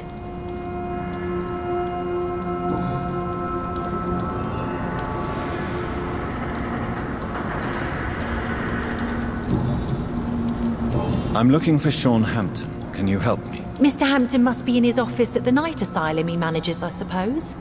Why do you want to see him? He was a patient of mine at the Pembroke Hospital, but he left abruptly. I see. Well, Mr. Hampton is a discreet and dedicated man. I'm sure you'll find him soon enough. Lottie, tell me about the death of your mother. Giselle killed her. Plain and simple. She killed her with her daily whims, her laziness, and her complaints. That's quite a statement. You can't kill someone because you're fickle. Mother was very ill, but I forgave Giselle. What I couldn't stand was how she cried at her funeral like she was the one left alone.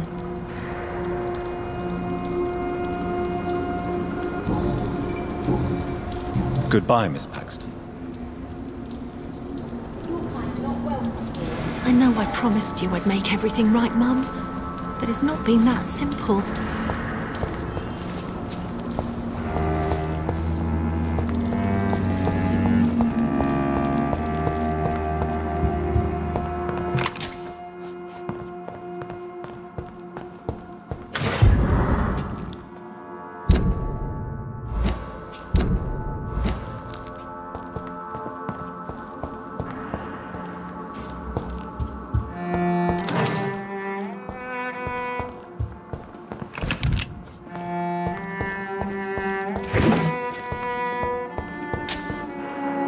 Why the long face, Doctor?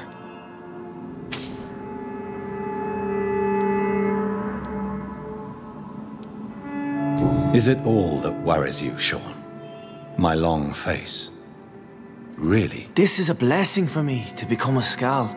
Immortality gives me more time and energy, if truth be known, to run a shelter. What more could I want? Since you left Pembroke, the amount of blood that has been shed, it's hard to believe you, Sean. Ask what you will. As the Lord is my shepherd, I will not speak a lie to you. Aren't you afraid of what you've become? We are blessed, Doctor. Can't you see it? The Lord has made us able to walk amongst the plague and aid those that need it. Do you think this is a blessing when God's own house and holy symbols repel you? If that is your burden, Doctor, so be it. But I do not fear the cross, nor am I forced to take the life of another. My kind doesn't share your imperfections. But you must drink blood now to survive. No, not your scripture. Whoso eateth my flesh and drinketh my blood hath eternal life, and I will raise him up at the last day. So saith the Lord. I only need to eat flesh, no blood. Do you think this is a blessing when God's own house and holy symbols repel you? If that is your burden, Doctor, so be it. But I do not fear the cross, nor am I forced to take the life of another. My kind doesn't share your imperfections. Do you think this is a blessing when God's own house and holy symbols repel you? If that is your burden, Doctor, so be it. But I do not fear the cross, nor am I forced to take the life of another. My kind doesn't share your imperfections.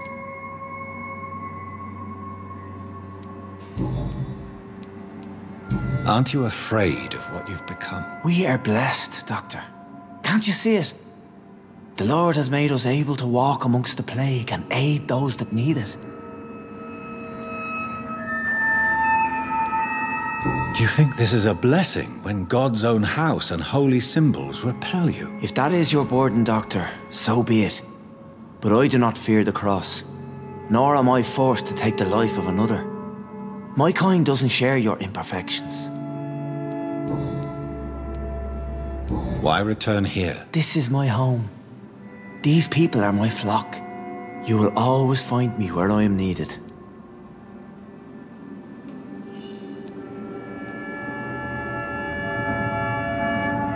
Wonders never cease. Skal managing an asylum. And what of you? A vampire doctor? Meals laid out before you. Yet you restrain. And what about William Bishop? He tried to take care of you. But this hunger, this thirst, cannot be restrained. Alas, poor William. He had a good soul, but was weak in spirit.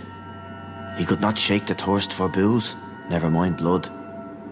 But have faith, my will is far stronger than his.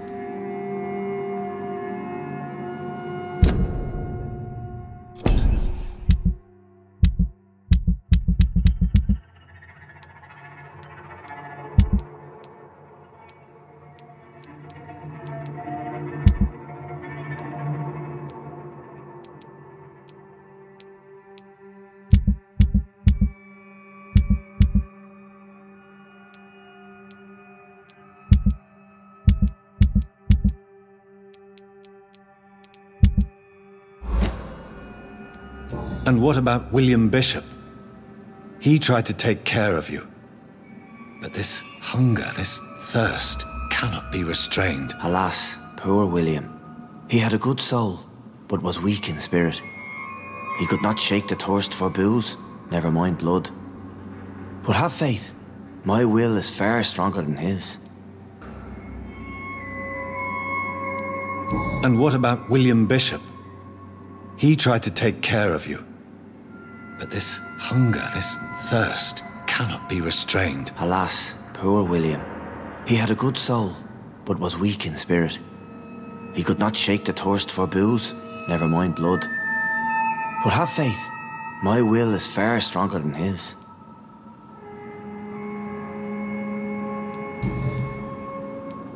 Why did you kill Miss Jones at the Pembroke Hospital? Killed old Harriet? You must be mad, Doctor. Why would I do such a thing?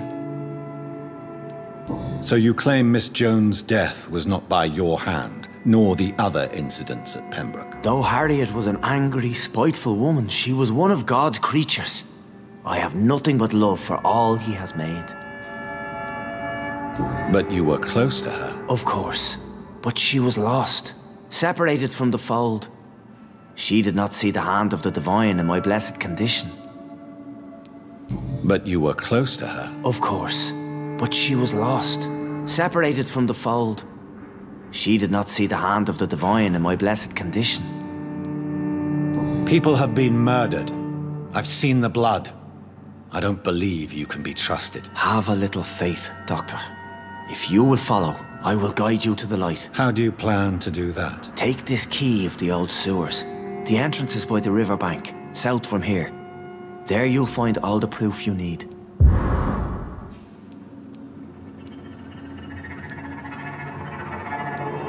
Very well. You have definitely intrigued me. I hope you're right, Sean. I'll be here when you return. If you still think I'm a threat then, well, I'll surrender myself to your judgment.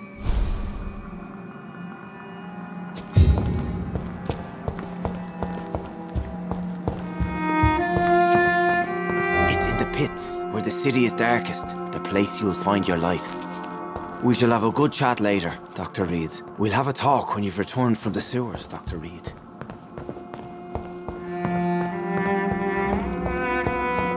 We shall have a good chat later, Dr. Reed. We'll have a talk when you've returned from the sewers, Dr. Reed. It's in the pits, where the city is darkest, the place you'll find your light.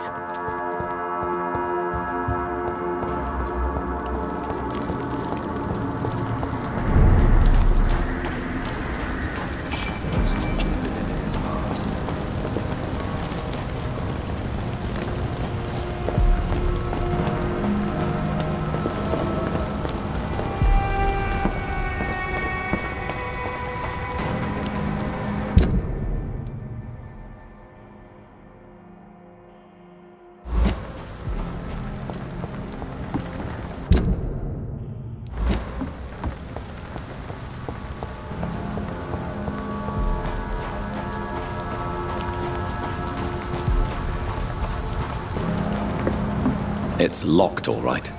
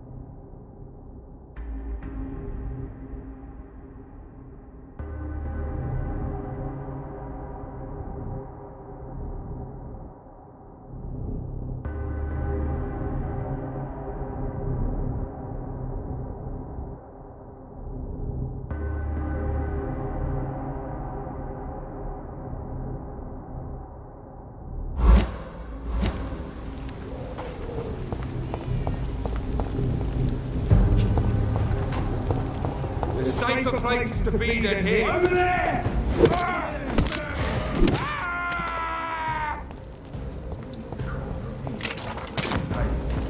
To each man his duty. Ours is to flush every hole without a rat being wrong.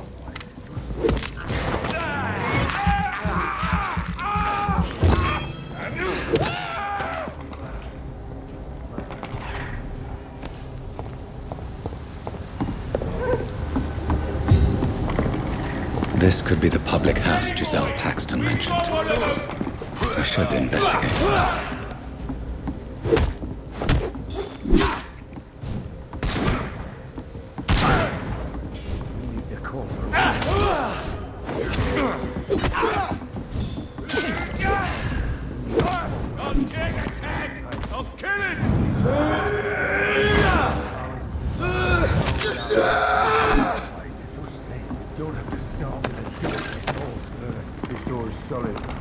Means someone serious about keeping people out. First place to look. Steady, boys!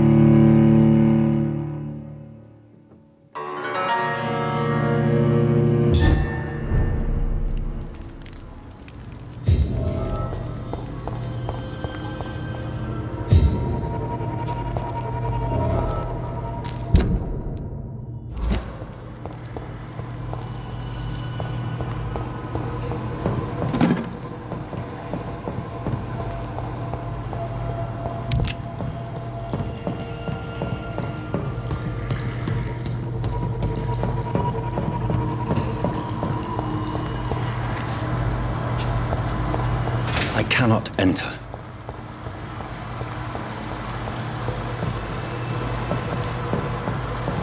That doesn't work.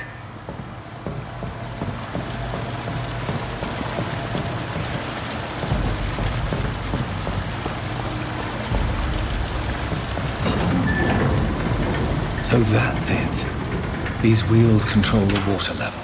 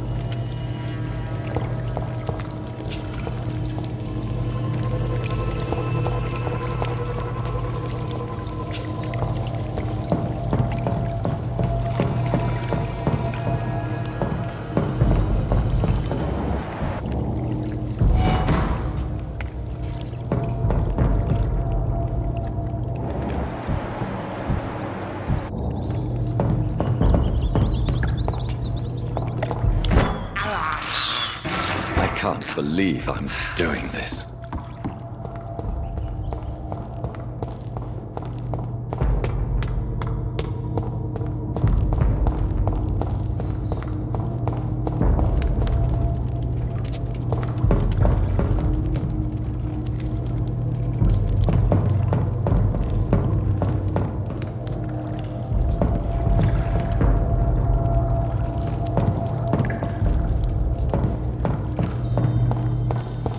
It's locked.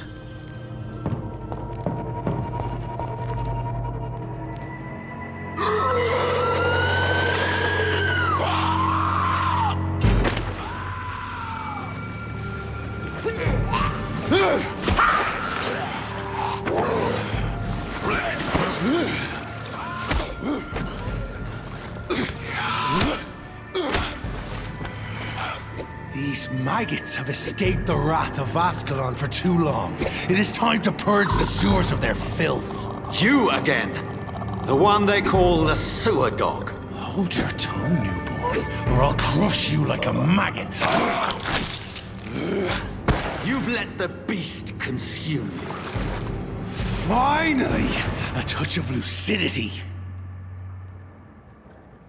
So learn to respect the laws of Ascalon!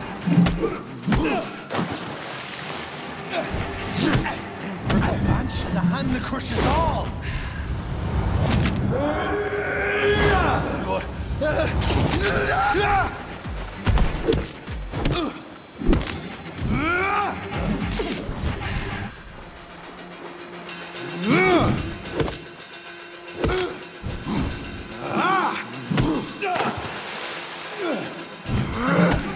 Neck shall snap like a hairspray.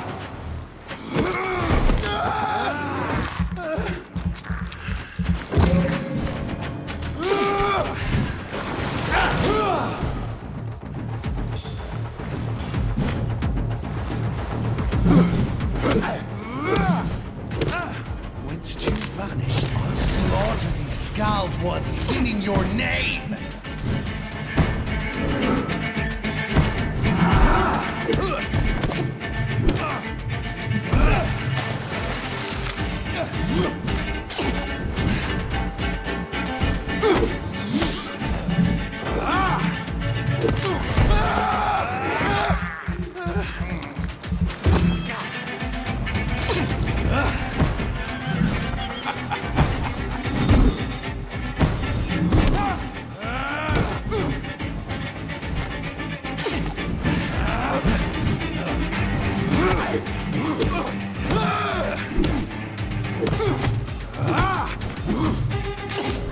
I shall tear thee apart and slaughter you cannot comprehend. Return to your apothecary and needles. Your blood is now mine.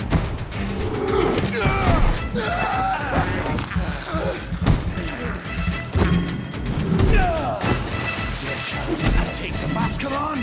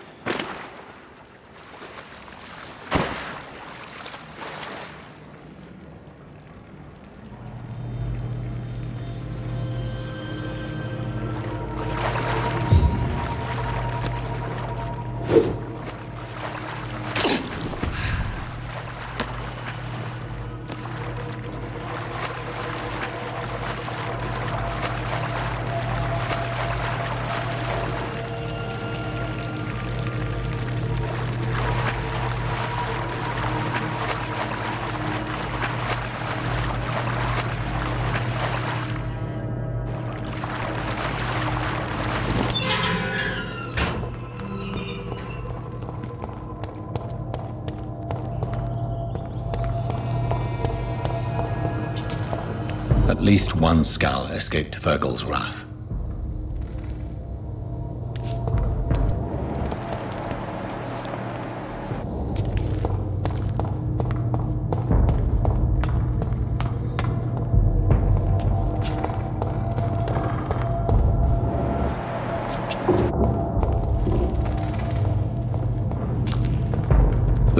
creature is bleeding to death. He cannot be far.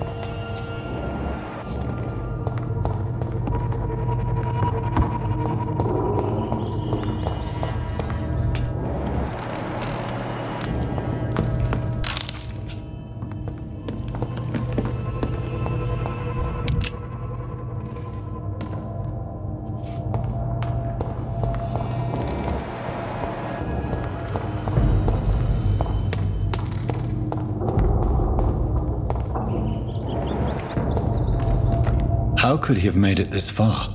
There's blood everywhere.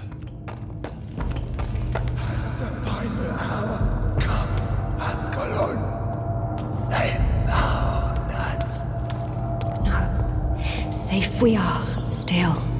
Drink now. Bless you, Bridget. This isn't the blood of a vampire, but it will quench your thirst.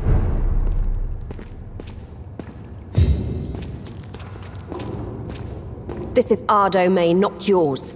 You've been warned. Wait, I saved you from this creature. That must count for something. Thank you. Now go. Go back to the streets and houses. There is no love lost between us, Vampire. But thank you.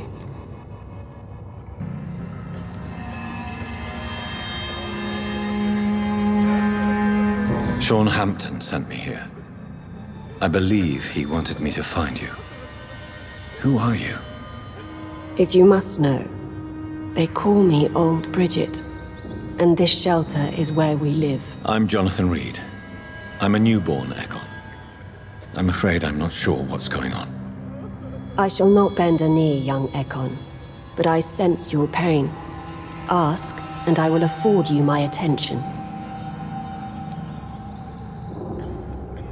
Why was that creature after you? Fergal is the blunt instrument of the Ascalon Club. His masters would see us dead or turned into slaves if they had their way.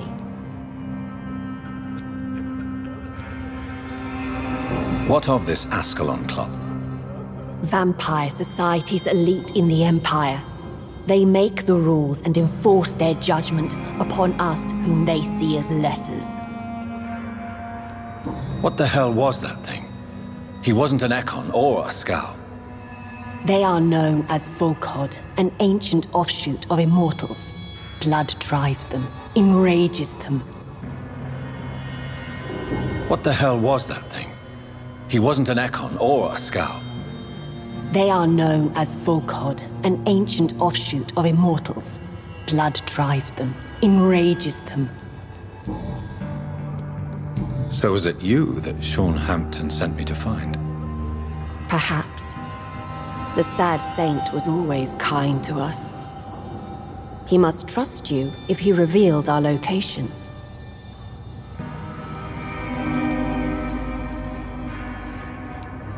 The Guard of Prewan is hunting him. He is suspected of murder. The Scars have always been hunted by humans and vampires alike. I teach them how to survive against the odds. Sean killed a patient of mine. And that's just one of the murders he's being hunted for.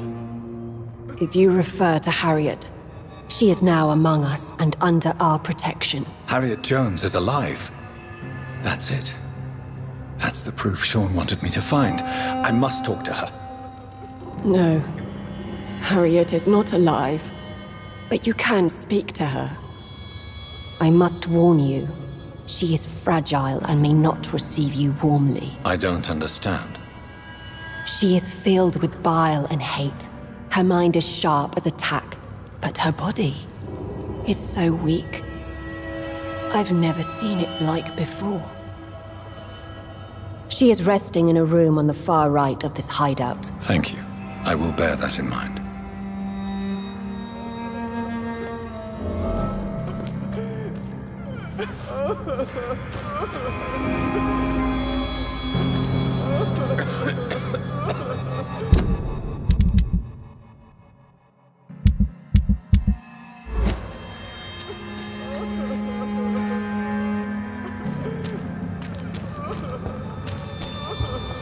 Keep your distance, Echo!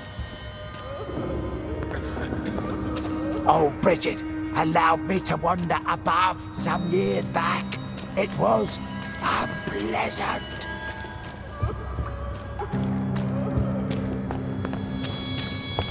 How is London? I've not seen beyond these walls in such a long time. Your place is not here. We're at your mercy. Will you end us? Your place is not here. Your smell is enticing. So sweet of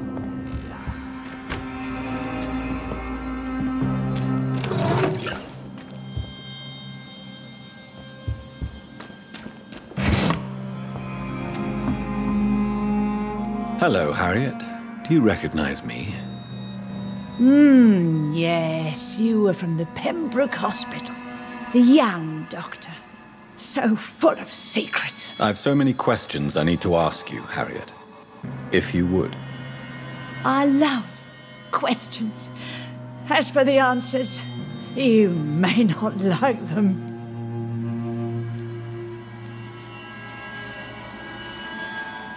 Your room. The blood. What brought you to fake your death in such a gruesome fashion? To see if I would be mourned. Why flee with Sean Hampton? Oh, it's always a pleasure to see a saint fall to sin. But the coward still won't kill. Do you take pleasure in causing so much pain and sorrow? Nobody gave a damn about me. Not a tear shed. Poor Harriet. Always the discarded. How do you feel? I can't see. I can't move. My body's burning. I feel as if I'm dying over and over again. Have you tried to eat or drink something? People here tried to feed me, but I'm just not hungry. I don't have the strength. Does the pain ever stop? It is not pain I feel. It's like I can't stop feeling every inch of my body. But at the same time, each muscle and bone is the wrong place. Why did you come here? And why not? This is where I live now. Leave me be. Will you respect old Bridget's wishes? Will you obey her? Bridget is kind. She only needs to keep me fed and I'll be good. So you desire to stay here? Yes, I'm with my own kind. Birds of a feather, so to speak. Poor Harriet, always alone. I have a question of the utmost importance to ask. Will you answer? Questions, questions, questions. The good doctor, always searching for answers. Do you remember what you did after leaving the hospital? Did you kill anyone? First, a question from me. You answer first. Very well then. What do you want to know? Are you like me? Are you also dead?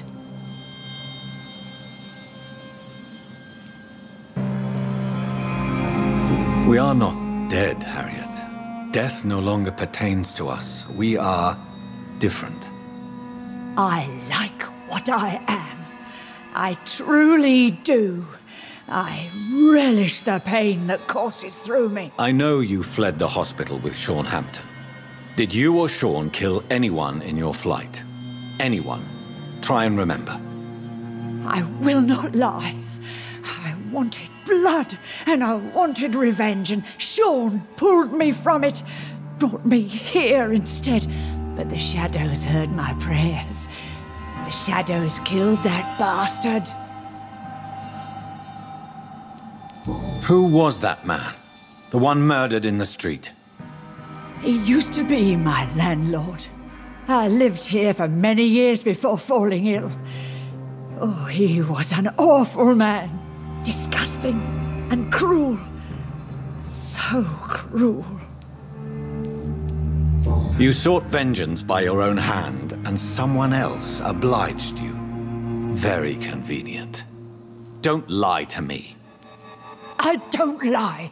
I saw him near the docks, and rightly I wished him dead. And I am happy he is. It's true. But I didn't kill him. I was too tired. Shadows? Tell me what you saw. The shadows, they heard me and answered. Something in the deep darkness, quick, deadly. It asked me if I wanted revenge. I answered, yes. And these shadows, this presence, do you still hear it? Was it a vampire? Did Sean see it? It spoke only to me, and now it is silent, but it is born of hatred. And it will kill again. And it hates you, Doctor. Oh, it hates you. What makes you say that? It whispered your name, Dr. Reed. It wanted to know who you were and where you went. Questions about me? What did you say? Nothing, Doctor. I said nothing. There was nothing it didn't already know. Oh, I'm tired now. Let me rest. Let me rest now.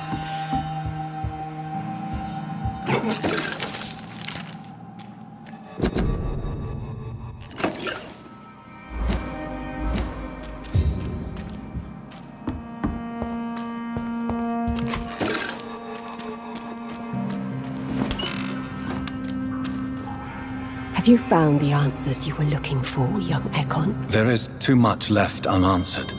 So many questions.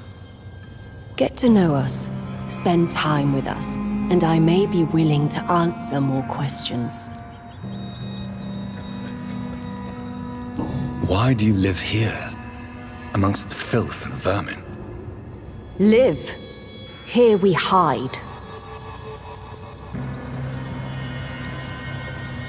What are you hiding from? From the guilt, the shame, from the hunters and the light. And of course, our past. Why don't you leave the city? Hide somewhere far from the Guard of Priwen, the Ascalon Club. We are the Sewer Skulls. This is our domain. We have run as far as we can, and now we hide. Your diction, your words. You do not carry yourself like most Skulls I've encountered. True. I'm not like most Skulls. You were once someone else. What happened to you? It is as sad as it is long, young Ekon, but it will remain mine. Can I be of service to you? We ask but one thing. Reveal to no one our secrets. Do not betray us. For how long have you been in hiding here? Skulls have been hiding under London since vampires first entered the city. Where did you hide before the sewers? We claimed ancient tunnels, forgotten caverns, catacombs. We are Skulls, groveling beneath the feet of our makers. What manner of creature is Harriet? She is different from everyone else. I really don't know. I'm not even certain she is a Skull. I've no idea as to what blood made her. What is a Skull, in fact? in your honest opinion? The progeny of a vampire, disavowed by her maker. Perhaps a fruitless branch of a noble tree. A word used to enslave us. I cannot say. You mentioned that vampire blood has tremendous potency. You believe it to be stronger than your own? The vampire's sweet blood. That rich, dark wine that we crave. For it made us, and it can sustain us. I thank you for your time, madam. I must go back to Hampton now. Your kindness has been ample payment, Egon. To protect us, I'll close the access to our hideout, but you can use our shortcut to reach Mr. Hampton's shelter. Just follow the arrows. Thank you, old Bridget. I hope we'll meet again.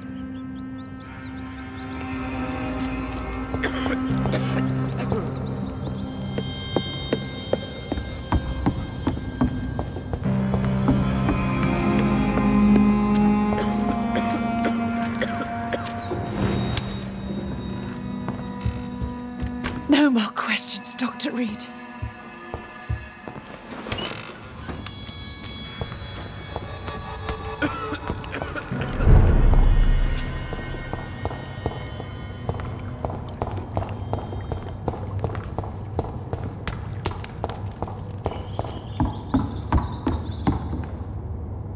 Are you all right, sir? What are you doing here? I could ask you the same question. Don't you know this is a quarantine zone? I'm Dr. Jonathan Reed. I'm investigating the epidemic. You had better get to a safe place while you still can. Oh, really? Well, go investigate somewhere else and leave me be. I beg your pardon? I said go. Leave me alone, sir. Rodney, you're the man who killed that gang member, are you not? Is that why you are hiding in this godforsaken place? Yes, I did. I did not even know his name. Then why did you kill him? That arsehole always mocked me for the colour of my skin. Usually I let it go. But not that night. We fought. He died.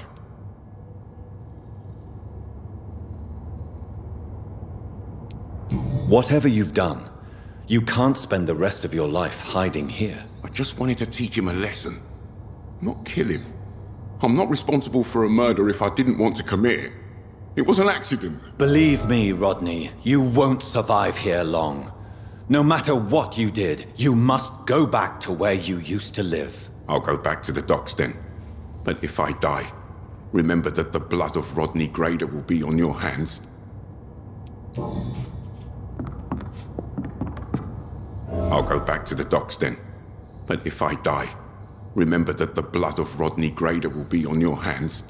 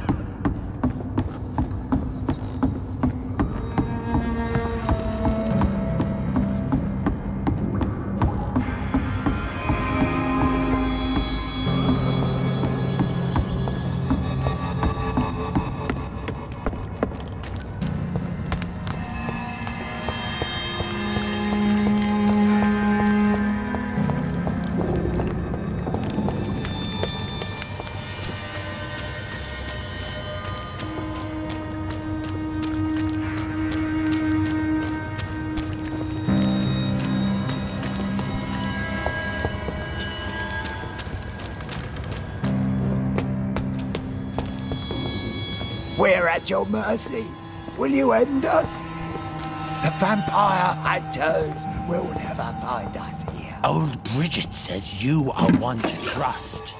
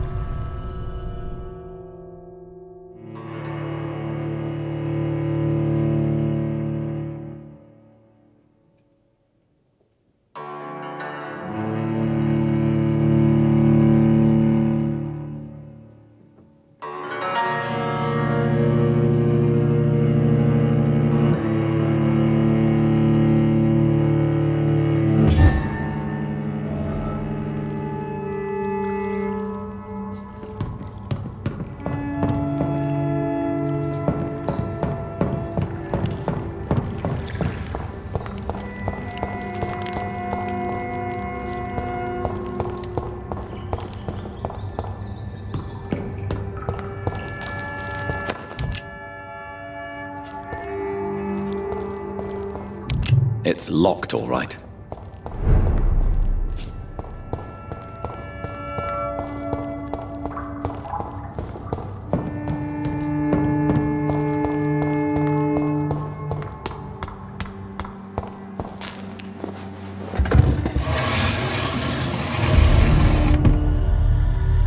Welcome back, Dr. Reed.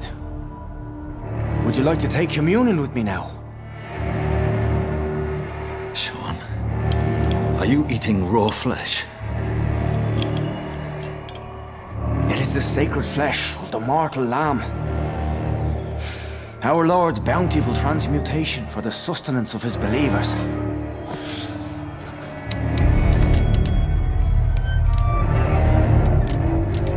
Thank you, Lord.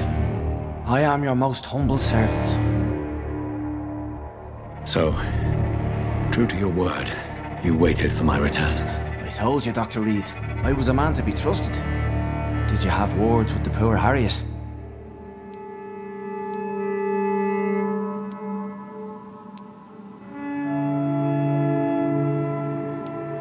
You make no distinction between the living and the skulls, do you? We are God's children, Dr. Reed. One and all. And he's determined to save us. What will be the result if you continue to assist both skulls and the living? For the last decade, that's what's been happening. And they found a better life. What's to change?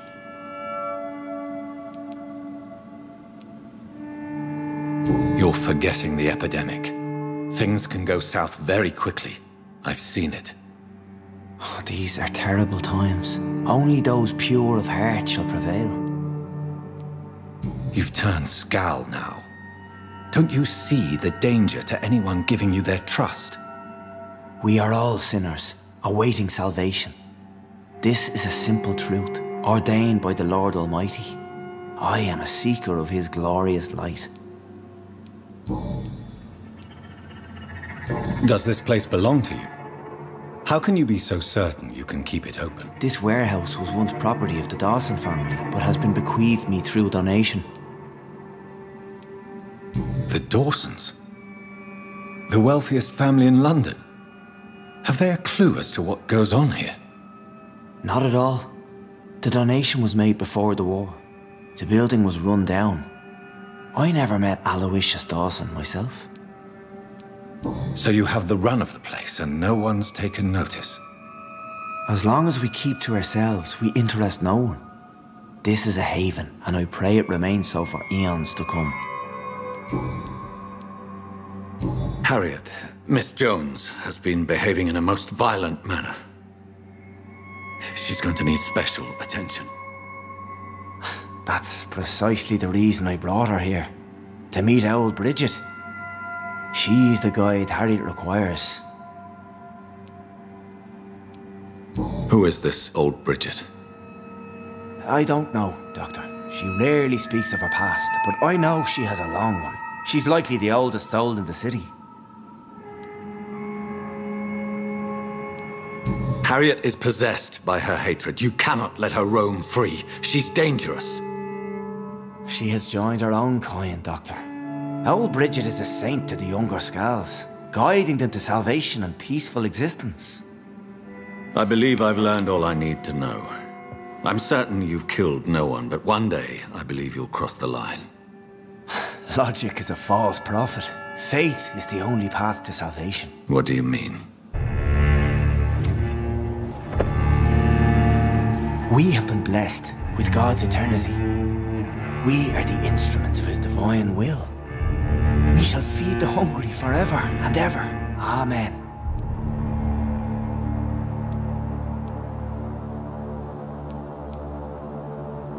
Let's simply agree that all are one and the same. In death, I mean. Give yourself over to God, Doctor. Expel your urges and kneel before the Lord in praise. These urges. You know the hunger will never be satisfied. I've come to embrace the everlasting craving. I have sworn to feed only upon the flesh of the dead. It is now my sacrament.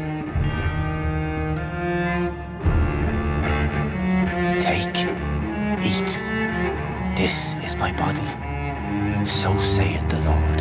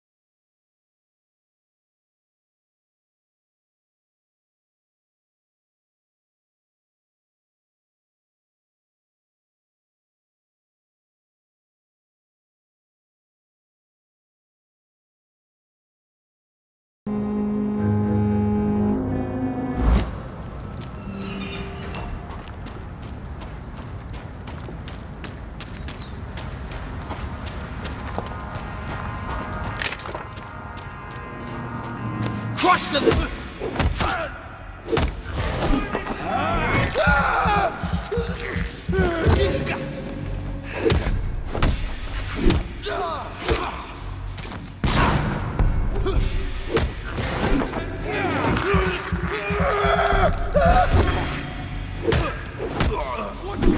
It's a killer!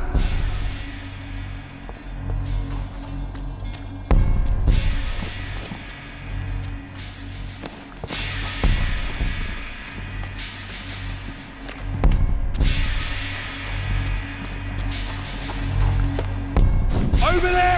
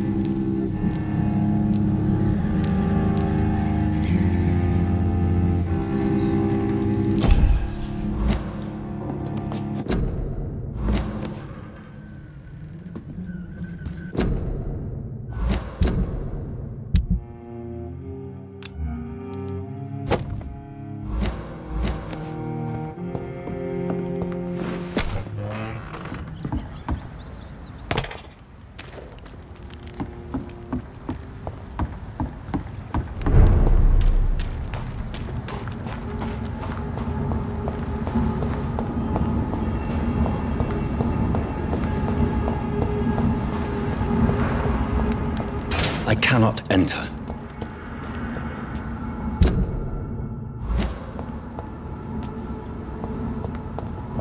Steady, boys, we've got one!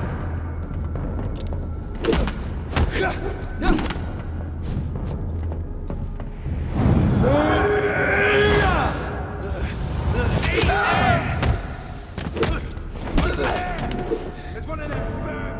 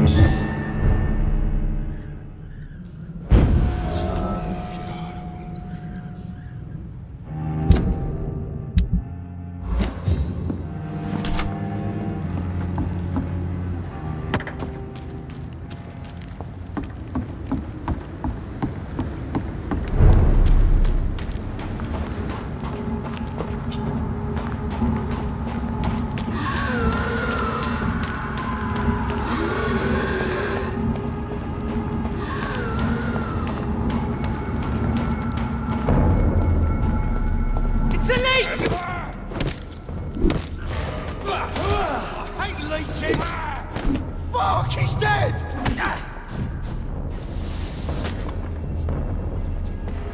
Let's pin him down!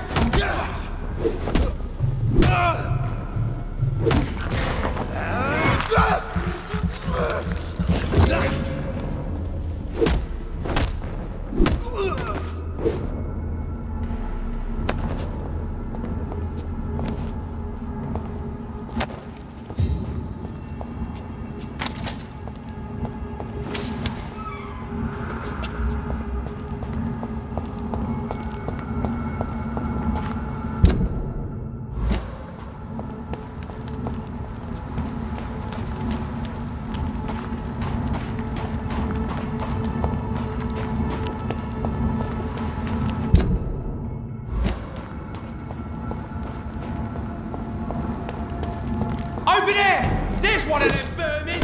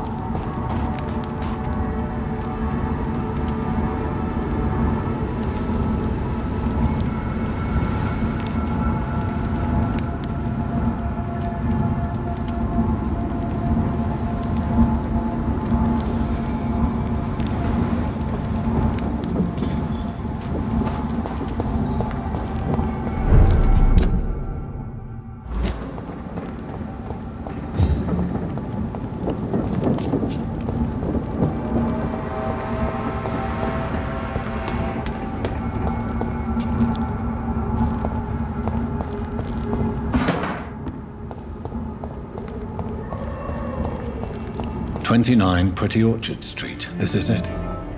What's in there for me? There's been a fight here.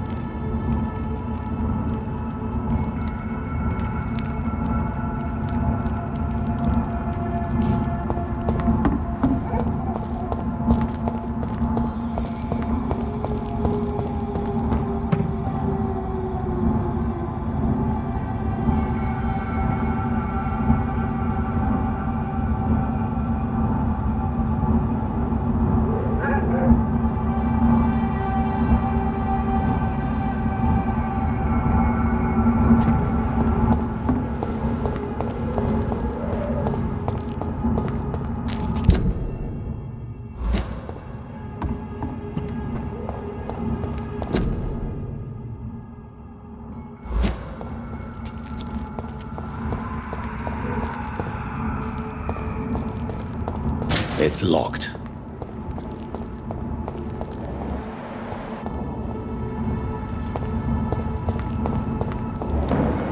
Are you deaf? It's an inch!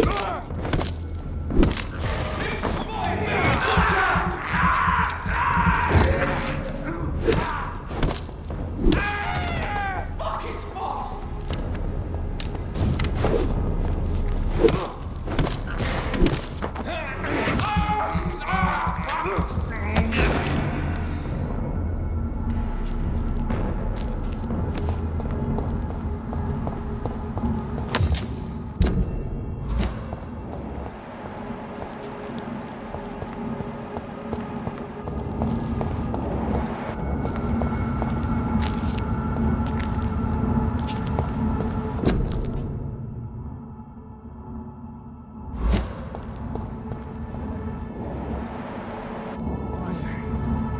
Occasionally, you make a good point. We're being misled. Or worse, we're being baited by leeches playing a nasty game.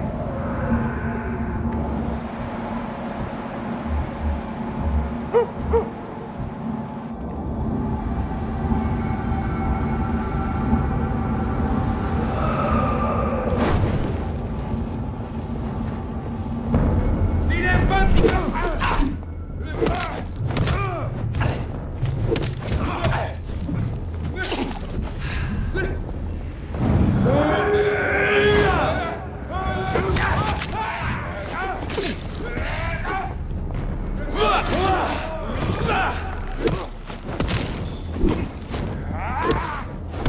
Keep your eyes on it!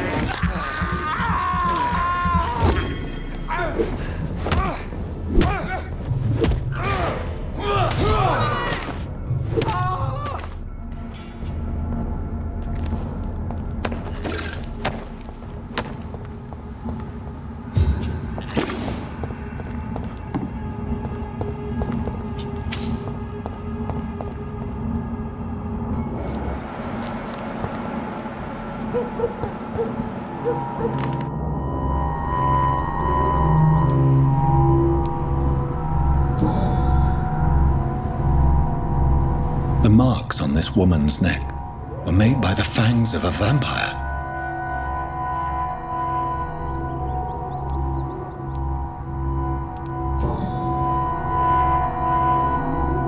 This is the very flower my mother tossed on Mary's coffin. Someone is targeting my family.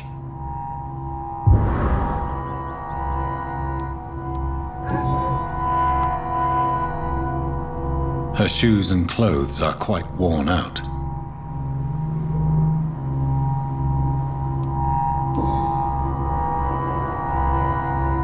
Only a golden watch in her pockets.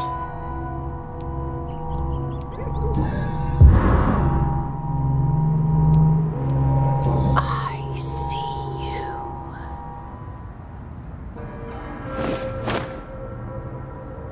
Right then. It's a sick game. But given no choice in the matter, I might as well win it.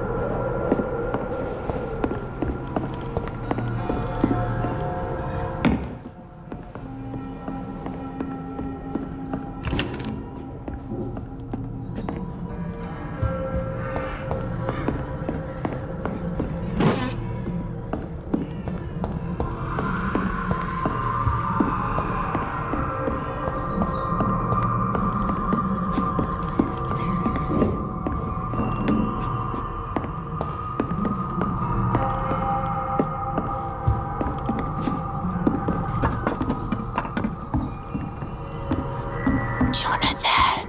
What was that?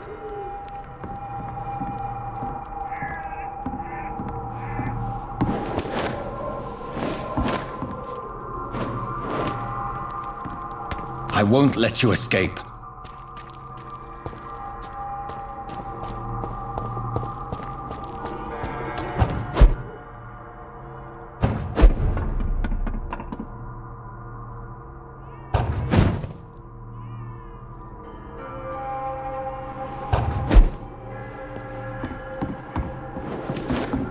You're very fast, but I'll catch you.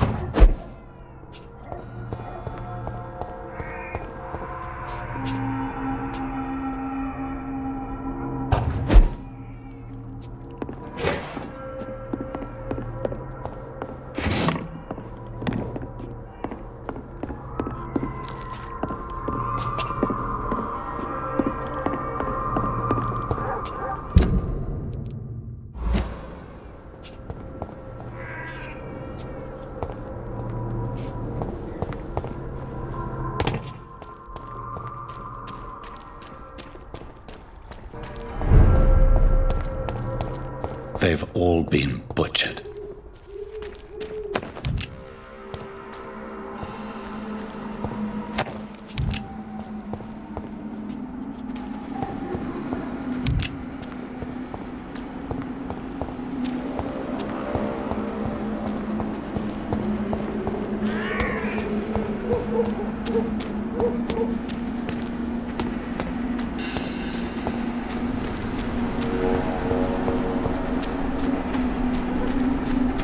Still sense a presence.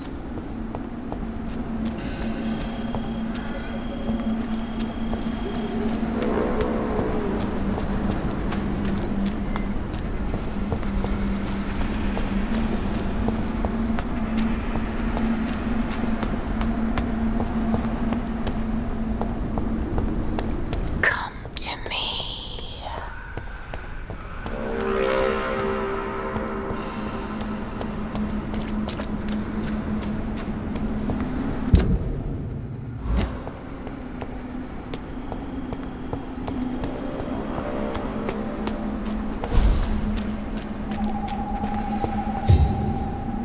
In the name of Christ! You! What have you done?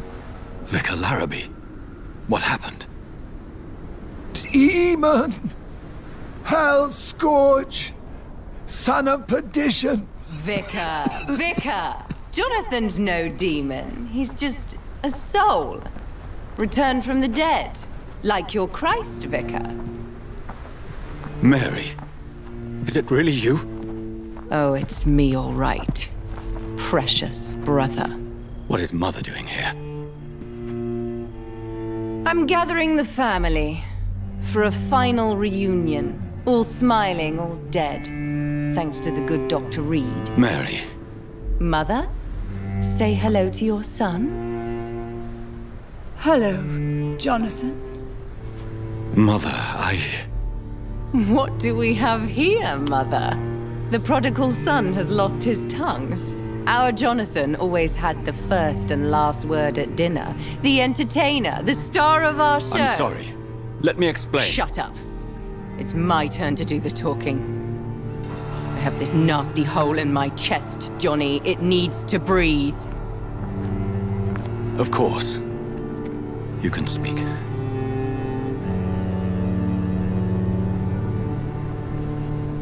My prayers went so long without an answer.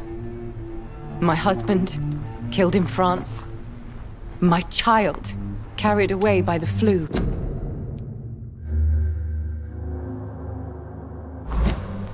My brother promising to return in his letters, then disappearing in thin air. I went from hospital to hospital, cemetery to cemetery, grave to grave. I've lifted every stone in London, searching for an end to the nightmare. And there you were, in front of me, on a dark pier. The hunger had taken me. The joy to have finally found you. I longed for your arms, a final happy ending to so much tragedy, to tell me all would be well again, as you did when we were children. It was this filthy dock where you greeted your sister. I dug a tunnel from my grave with my fingers and teeth.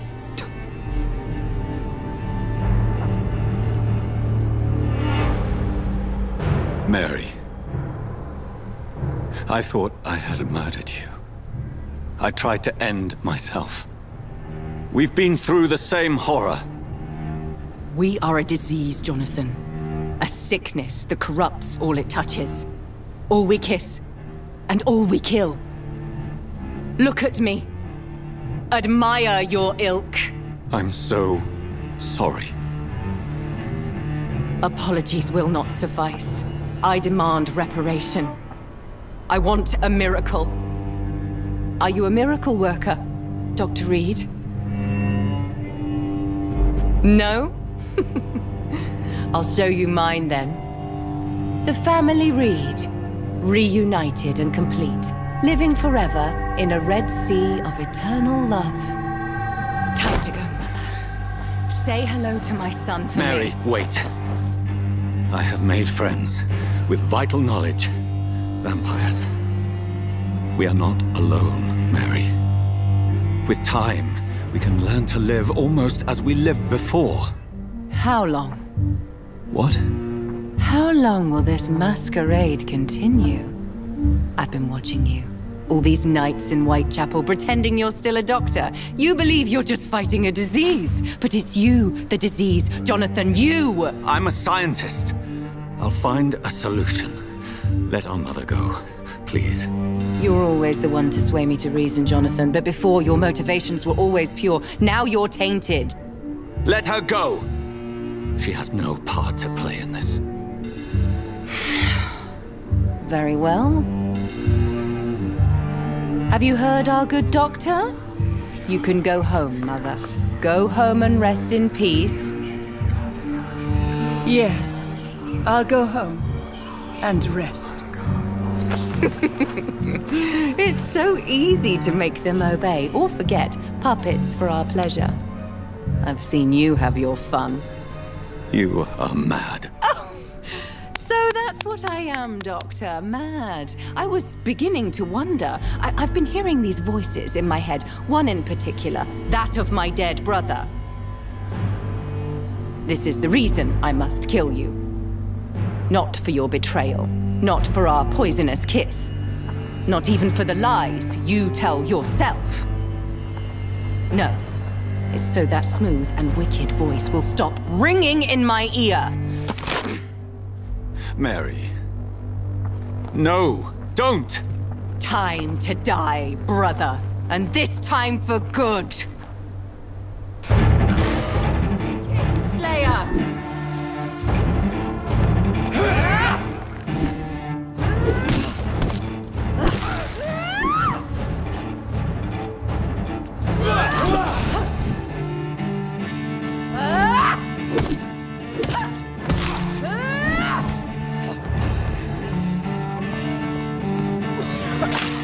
Kiss me again, sweet brother.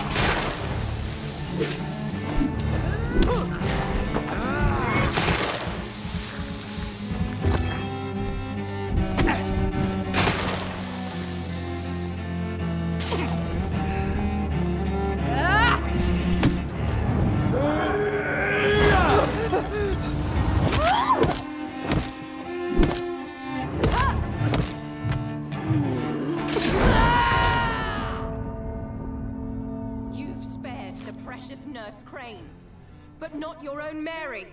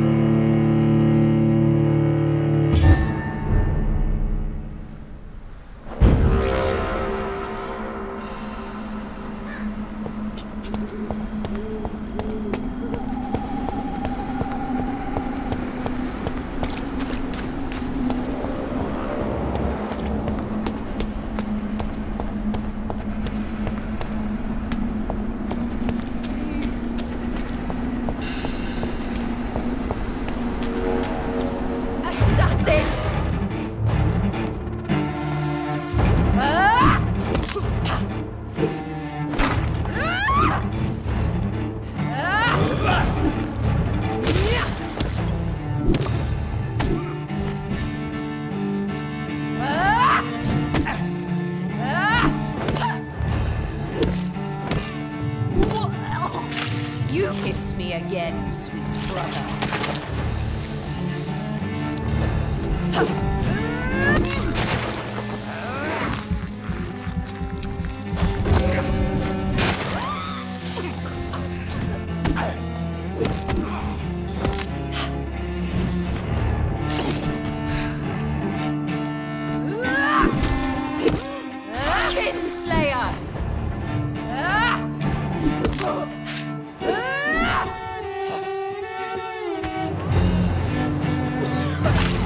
Come to me, Jonathan.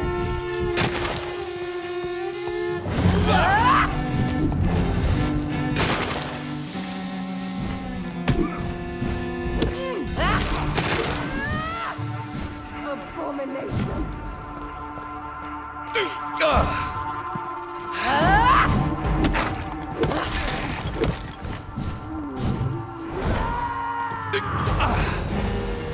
You've spared the precious Nurse Crane, but not your own Mary.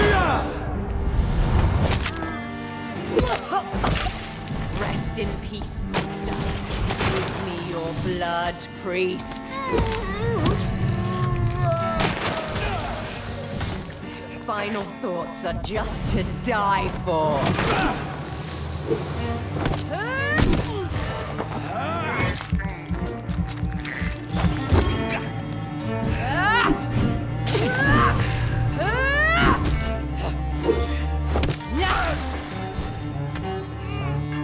Abomination! What have you done?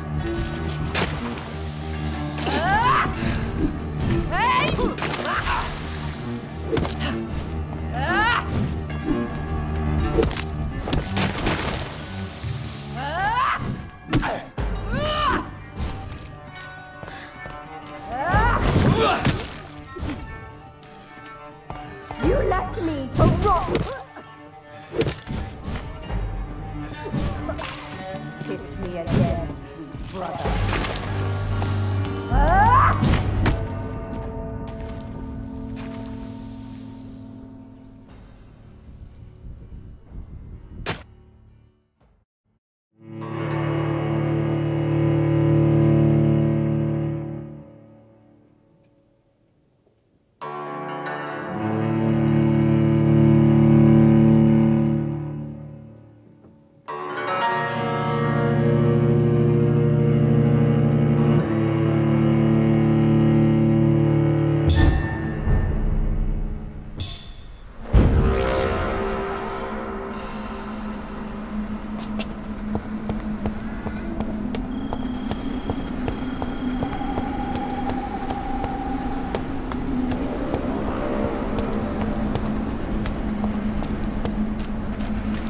God help! Please help me! Abomination!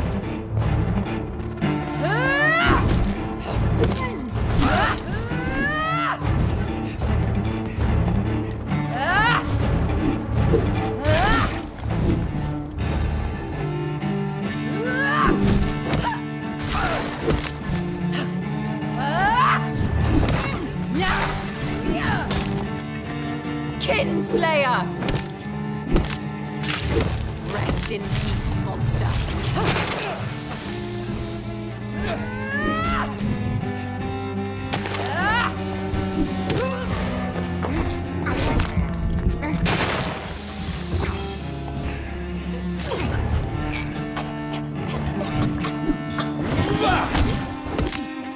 You left me to rot in this grave.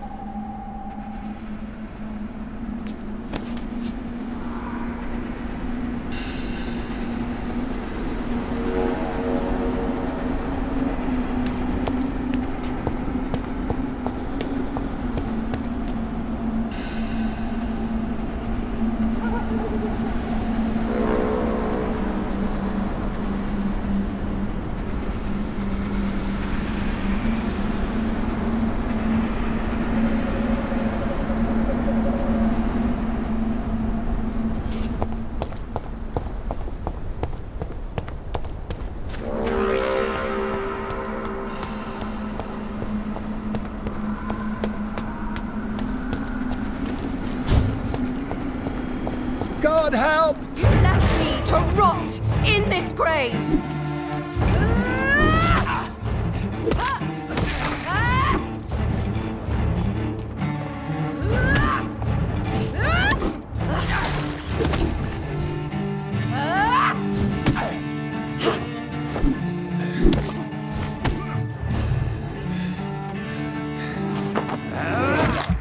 Jonathan killed him.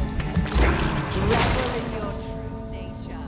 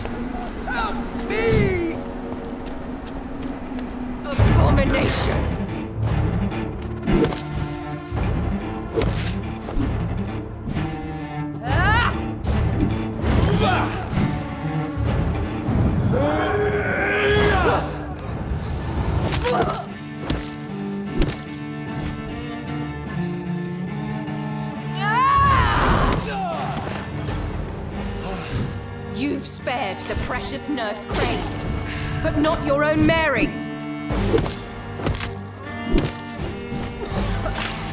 Kiss me again, sweet brother. Give me your blood, priest. Their final thoughts are just to die for.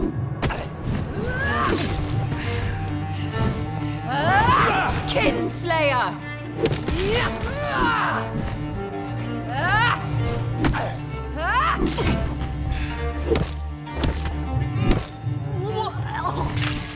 Rest in peace, monster.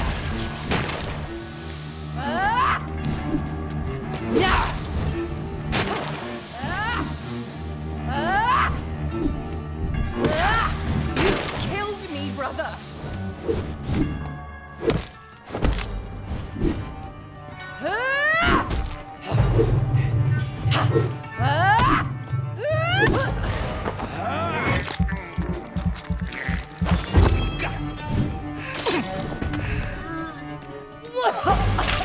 Come to me, Jonathan. You left me to rot in this grave.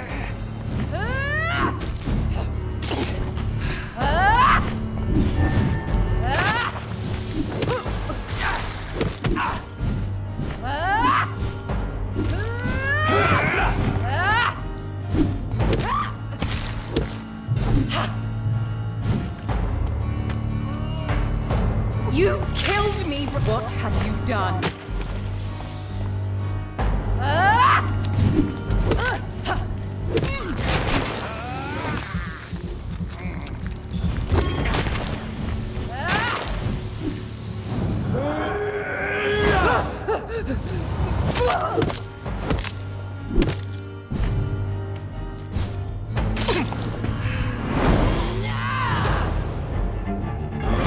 Make you kneel like a dog, just as you did to Sean Hampton!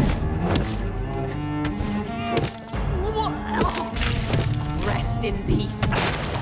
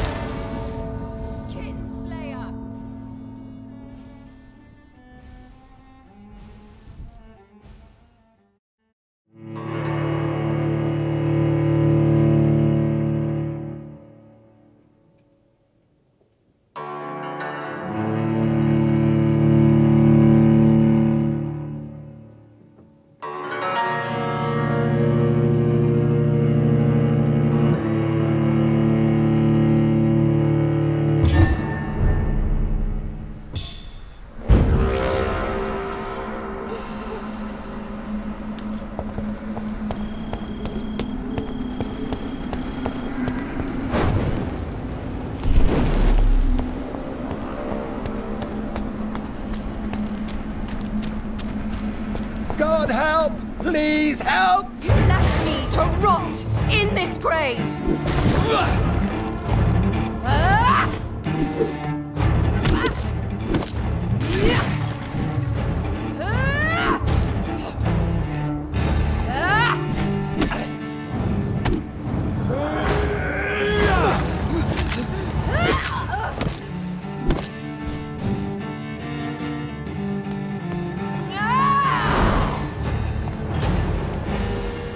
You've spared the precious Nurse Crane, but not your own Mary. Come to me, Jonathan.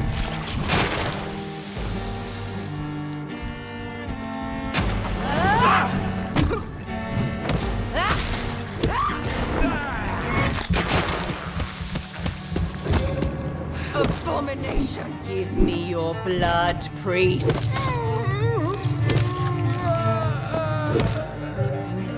Final thoughts are just to die for. What have you done?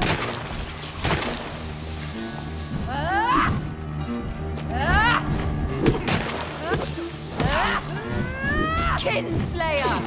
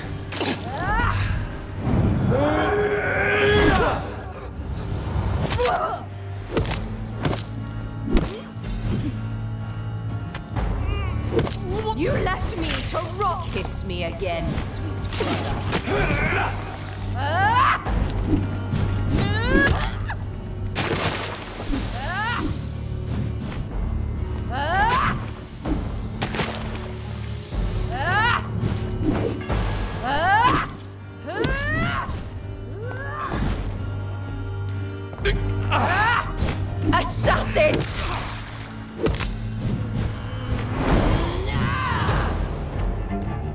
I'll make you kneel like a dog, just as you did to Sean Hampton! Rest in peace, monster!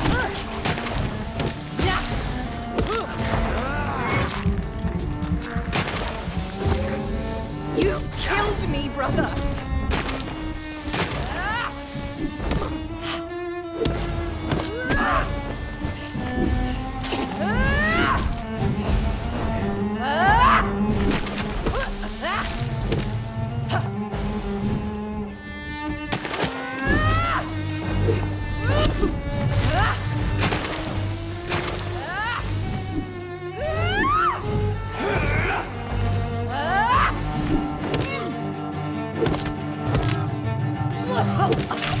Come to me, Jonathan.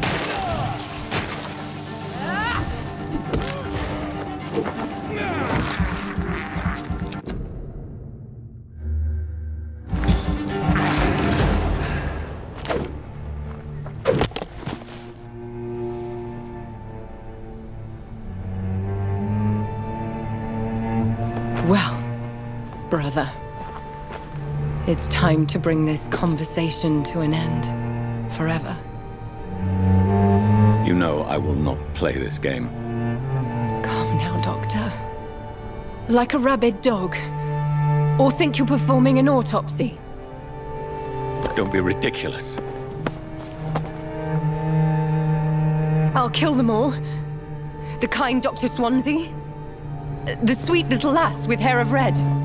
I am the Harbinger, bringing your punishment. Mary. Don't you see? This is not me. Flesh that never ages. All nightmare, no dream. Bring it to a close. Let me sleep.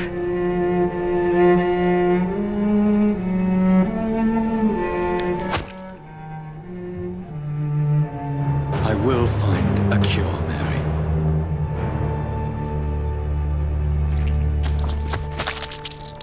I swear it. Then, at last, I can forgive you.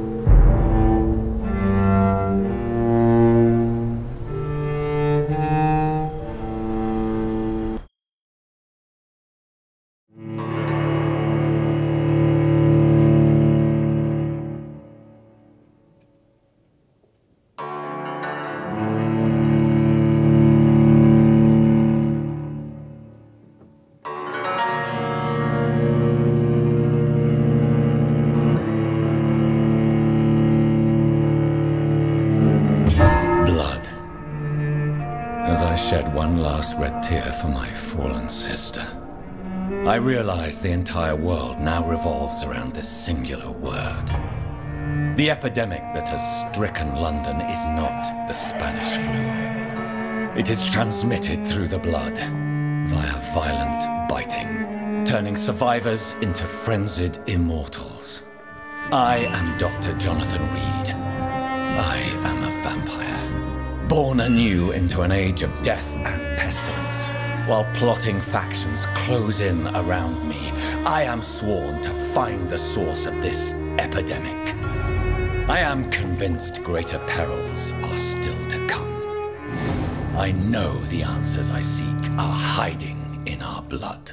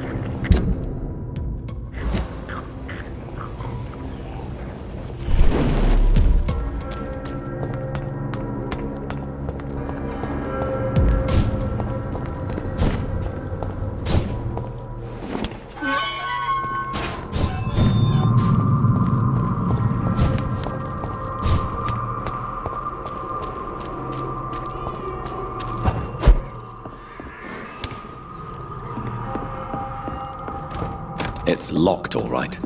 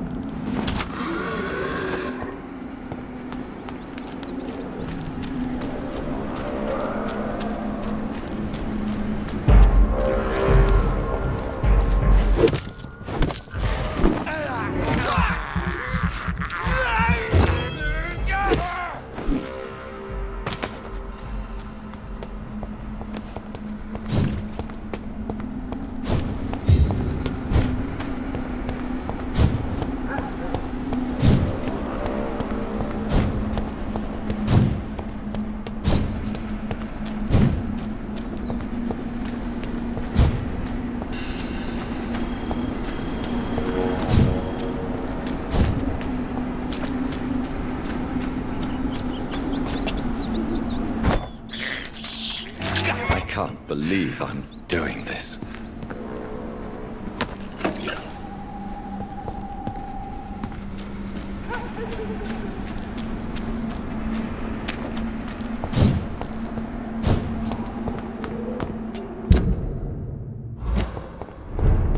See them fancy clothes? This one's the top!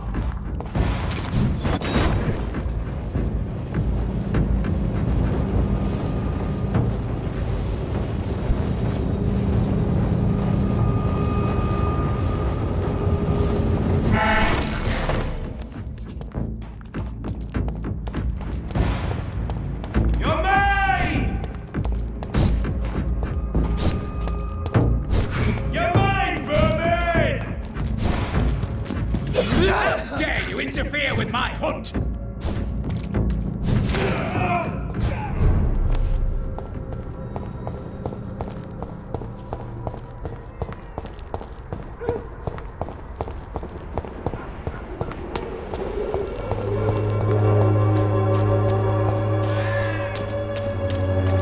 There is something going on in this district.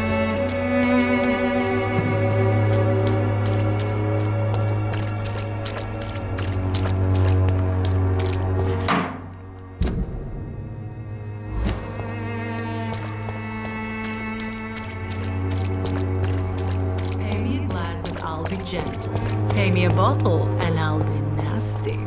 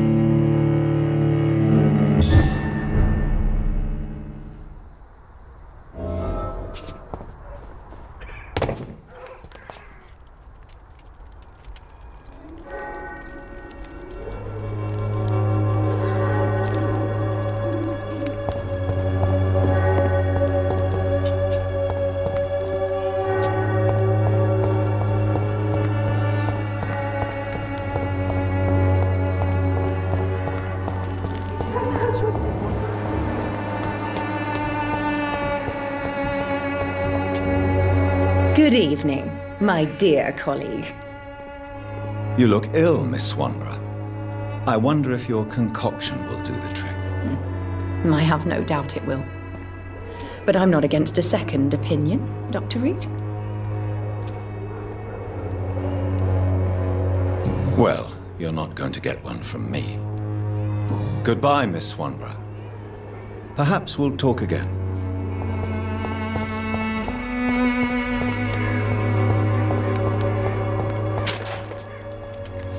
Good evening, Benjamin. Can I help you? I'm afraid not, Mr. Reed. You don't seem well, Benjamin. Do you need any help? I always feel ill, sir. It's like I'm never right. I can try to help your body heal, sir. But you must stop destroying it. The war destroyed me, Doctor. How are conditions in Whitechapel these days? I hear gunshots every night. It's just like the war in the trenches, Doctor. I can't stand it. A gun, alcohol, and a bad temper make a terrible cocktail, sir. Goodbye for now.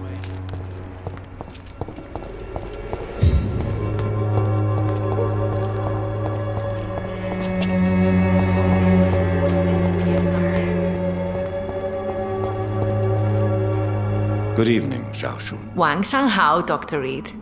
It's good to see you again. How do you feel? Physically speaking, I mean. I don't feel good, Dr. Reed. Not at all. I will see you later. Goodbye for now.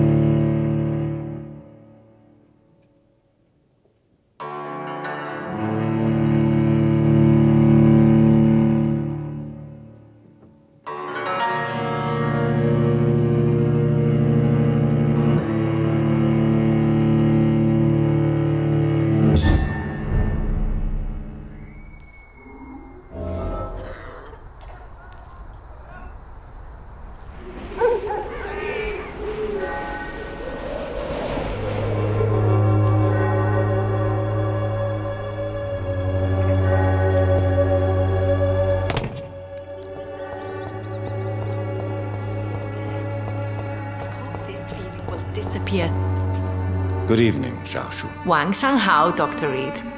It's good to see you again. How do you feel? Physically speaking, I mean. I don't feel good, Dr. Reed. Not at all.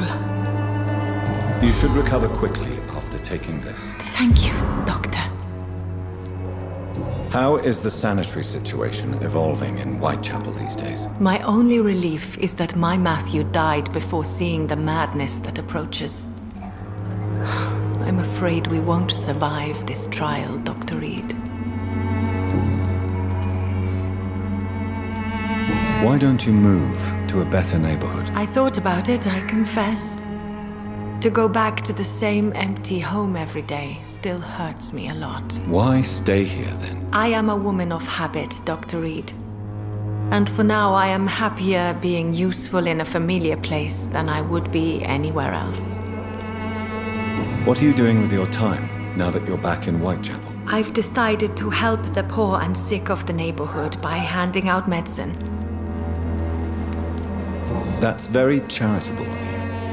But why do it at night? I've noticed that the most desperate people tend to go out after dark. Hence my presence, to help them when I can. Giving out medicine? How can you afford to do that? I am a rich widow, Dr. Reed. My departed husband left me enough money to last the rest of my life.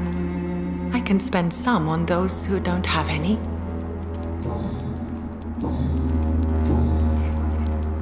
How do you feel now that you're back in Whitechapel? I've decided to follow your advice, sir. I won't forget the dead, but my efforts will be for the living.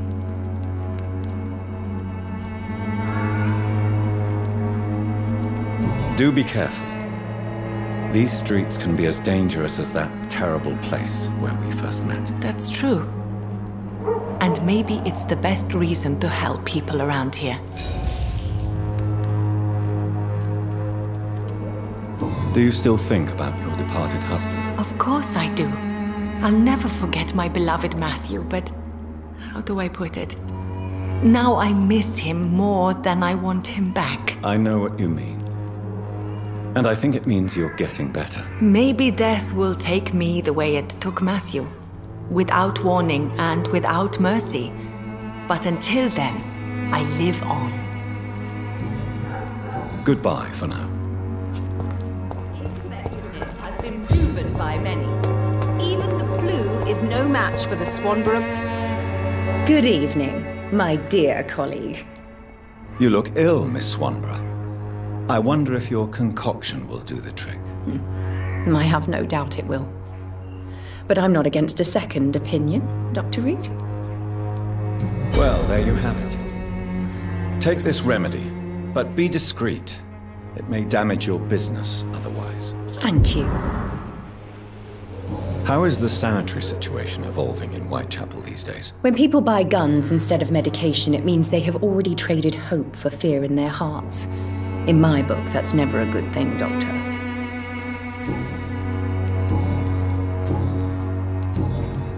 Goodbye, Miss Swanborough. Perhaps we'll talk again.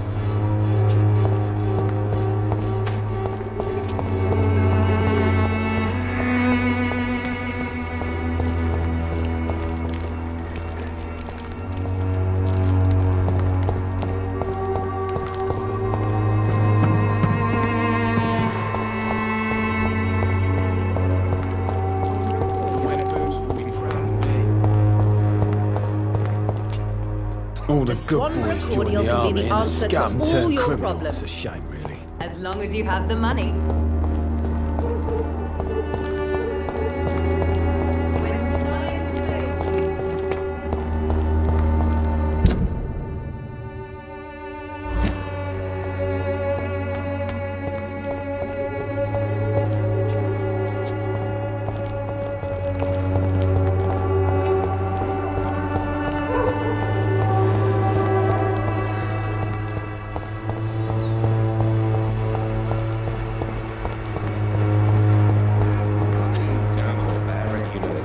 Pay for peace of mind. Can't you just look the other way? You again? What do you want this time? Can I offer you my medical expertise, Mr. Peterson? Keep your medicines for others.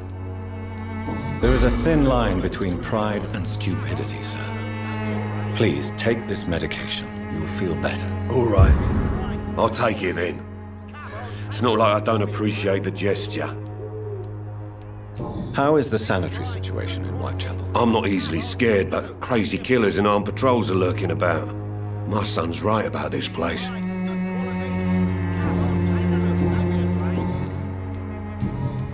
Goodbye, Mr. Peterson. Good quality. Come on, take a look. Don't be afraid. Fancy buying something, sir? You never lose your focus, do you? Do you need help, sir? To be honest, I'd prefer you take a look at my stuff. I'd rather be rich and sick than the contrary. I don't quite agree, but I won't argue with you. Please, take this. You'll feel better. Really? Free? Don't take it personally, but charity usually comes at a price. Human nature being what it is. How are the current conditions in Whitechapel? When there's more people outside at night than during the day, then you've got to start to worry. Goodbye for now, Mr. Lewis.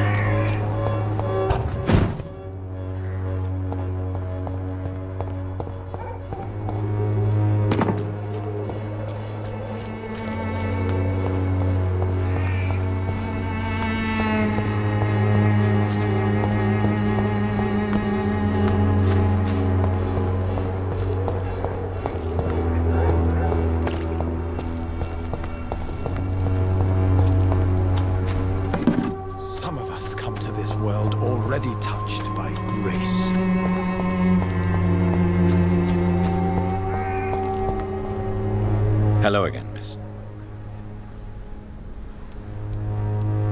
Hello, Camellia.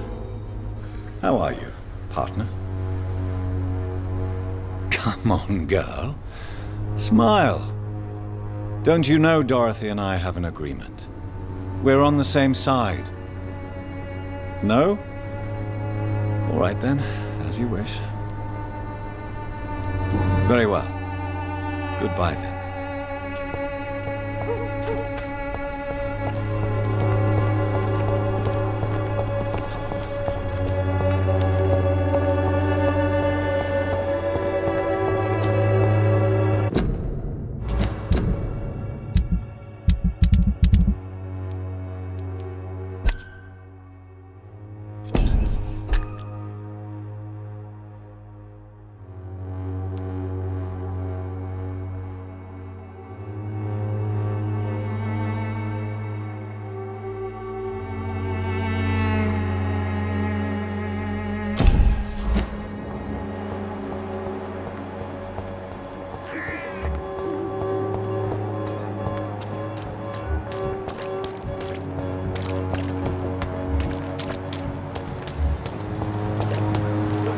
Your home will not protect you. Good evening, Mr. Whitaker. It's Father Whitaker, my son. So, are you still lost in your rational delusions? Don't you fear getting sick yourself? Faith gives me all I need, my son. If I must fall, then so be it. No doubt your faith will prevail.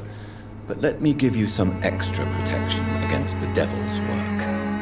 Medicine. Blessed be your generosity, my son. How is the sanitary situation evolving in Whitechapel these days? Don't you hear the trumpets? The apocalypse is upon us, Dr. Reed. The final battle. I have heard enough for tonight. Goodbye.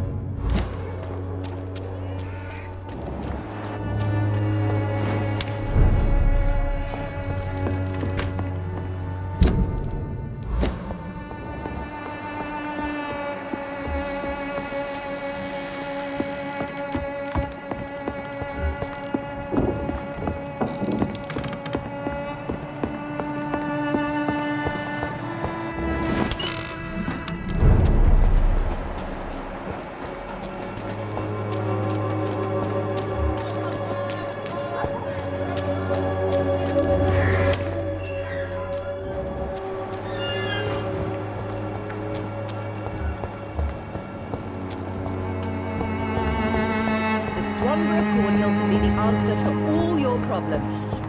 As long as you have... Bloody hell, boy. Are you all right? The bastard hit the wall next to me. I don't even know if he meant to miss. If you've been hurt, I can help you. I'm a doctor. Name's Albert. Remember it. Now bugger off.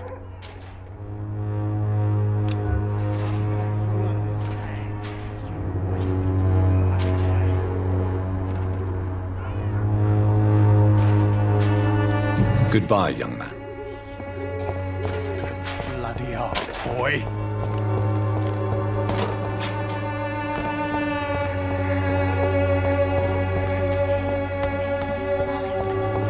There are so many people who could use my help here.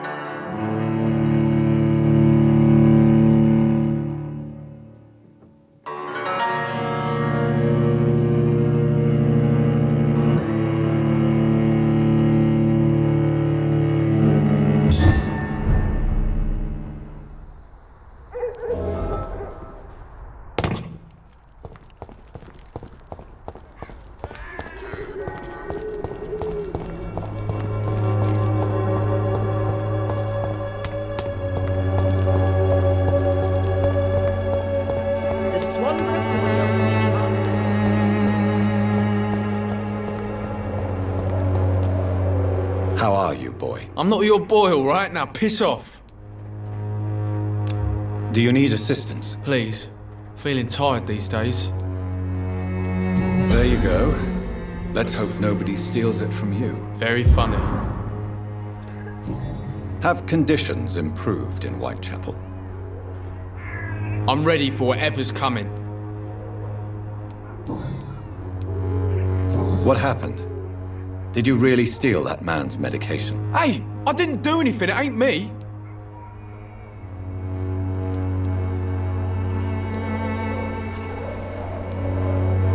All right.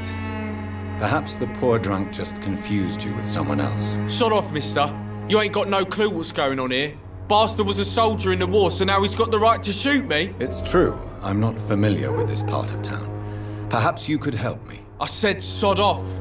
Go find yourself another guide.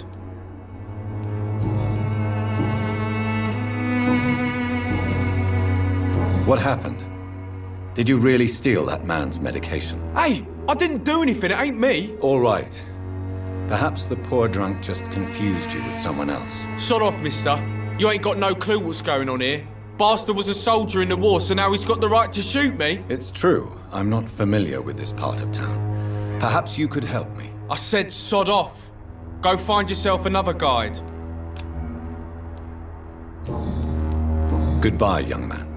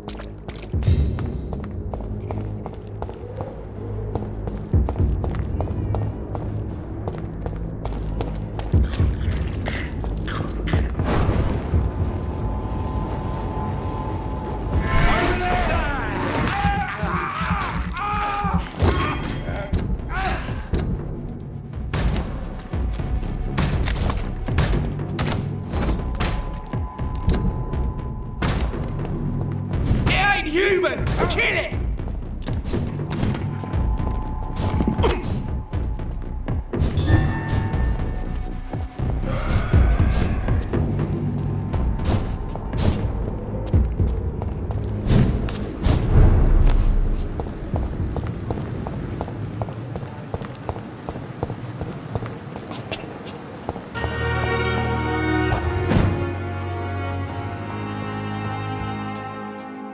The flower's dying. It needs water.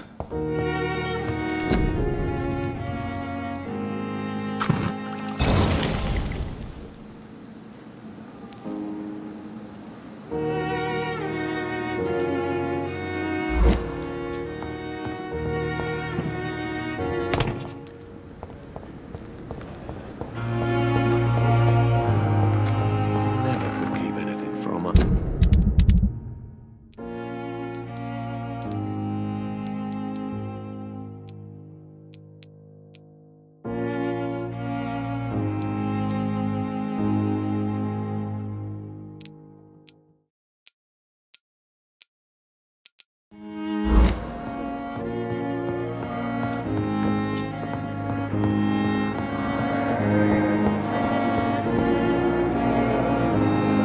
Good evening, Dr. Strickland. And good evening to you, Dr. Reed. Can I be of any help? Do you need my medical attention, dear colleague? I would have been confused if anyone other than you had asked that question, Dr. Reed. But your help is welcomed. There is no shame in helping each other. We're colleagues, after all. Many doctors I have known are too cynical to think that way. Tell me, Thoreau, what's the real cause of your dislike for Dr. Ackroyd? He refuses to admit that your blood transfusion technique is the only way to save Mr. Fiddick. I'm convinced we must use it. What Dr. Ackroyd really said is that you lack the skill to perform this operation efficiently. Is there anything you have to say about this? It's a false conceit. Dr. Ackroyd secretly envies your reputation. His jealousy blinds him. I'm not the real target here.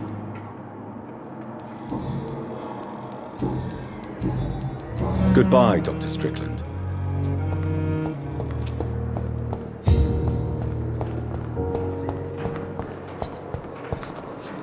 I wonder why the gospel. Good evening, Miss Howcroft. How are you tonight? I need blood, Doctor. Warm, rich, vibrant blood. Do you require my services, Miss Howcroft? My condition cannot be understood by you, mortal. This curse is beyond your science. Well, until the day science finally admits failure, please accept this little contribution. Thank you, Doctor. Your efforts are admirable, though laughable. Tell me, Thelma, what do you really know about vampires? I saw one and he saw me. I watched him hunt and kill. I saw his terrible wounds heal as his victim died. And then I knew I was saved. You mean you actually saw a vampire? Here in London? Yes.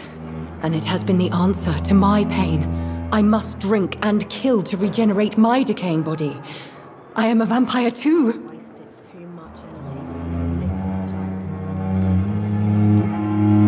You have no idea what problems your claim could cause if heard by the wrong people, Miss Howcroft.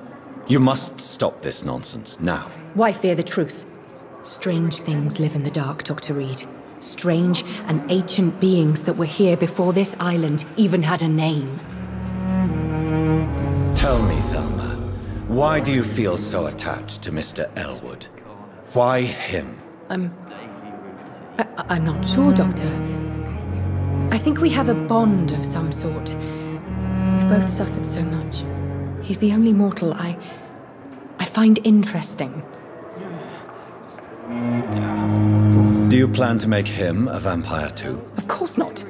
How could I inflict my curse on anybody else? I'm not that cruel, Doctor. Would you say you and Mr. Elwood are romantically involved? No. No, Thomas is a delicate soul. Even though he disguises it. But I am not the woman he needs. No, for I am a vampire, Doctor. I'll leave you, Mistress of the Dark, to your nocturnal activities.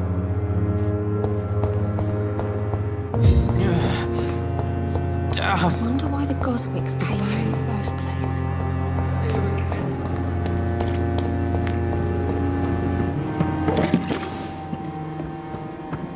Another night with the glorious battalion of Pembroke.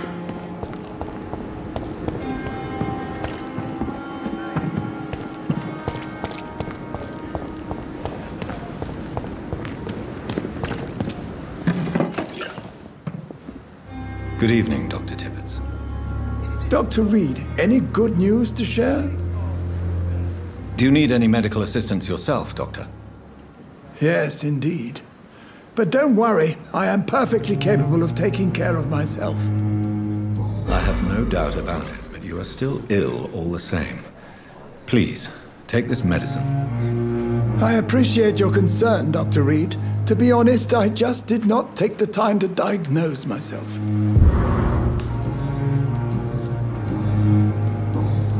Goodbye, Dr. Tibbets.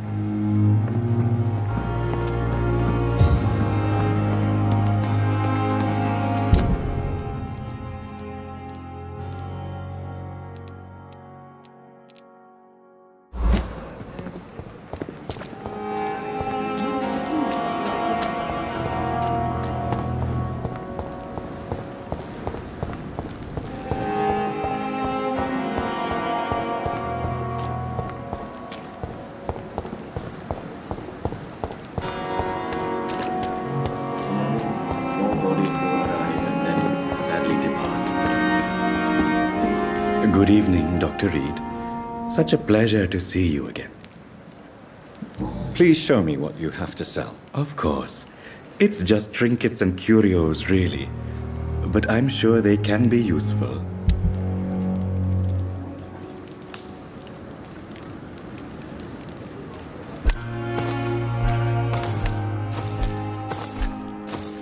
Tomorrow, more bodies will arrive and then sadly depart. I'm managing a trade.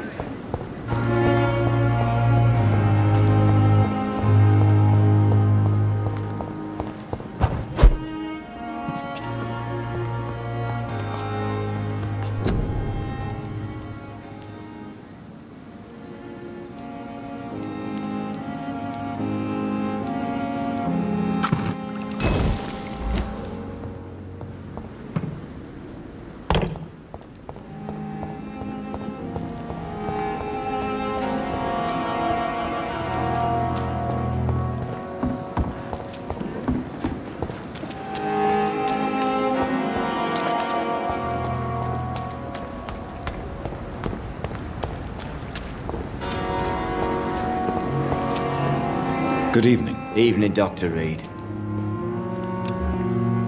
Do you need medical attention? Don't get me wrong, sir. I'm grateful for what you've done, but I've never felt comfortable with doctors. I'm certain you have your reasons.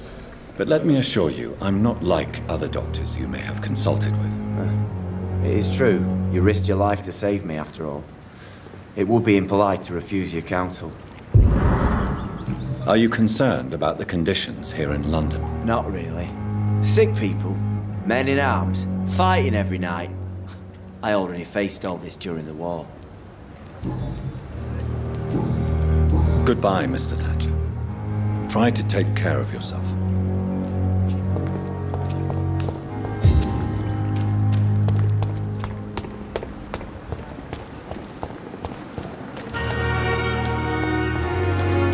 When I get back, I'll have a word with you. He's really pissed me off this.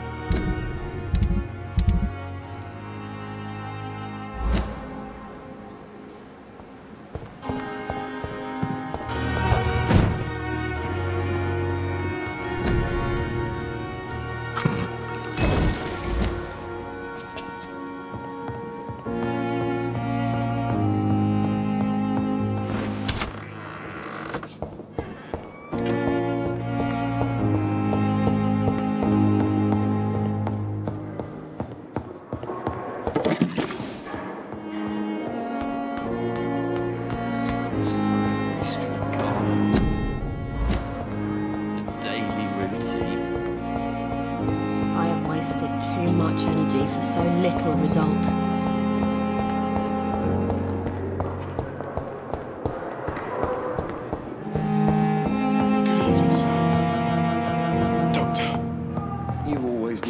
Good evening, Mr. Goswick. How are you? I'm okay. Do you need any help? I'm afraid I may, sir. I don't mean to be a burden. You are not a burden, sir.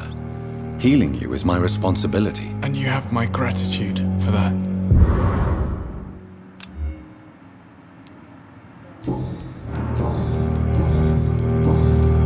I have to go now, sir.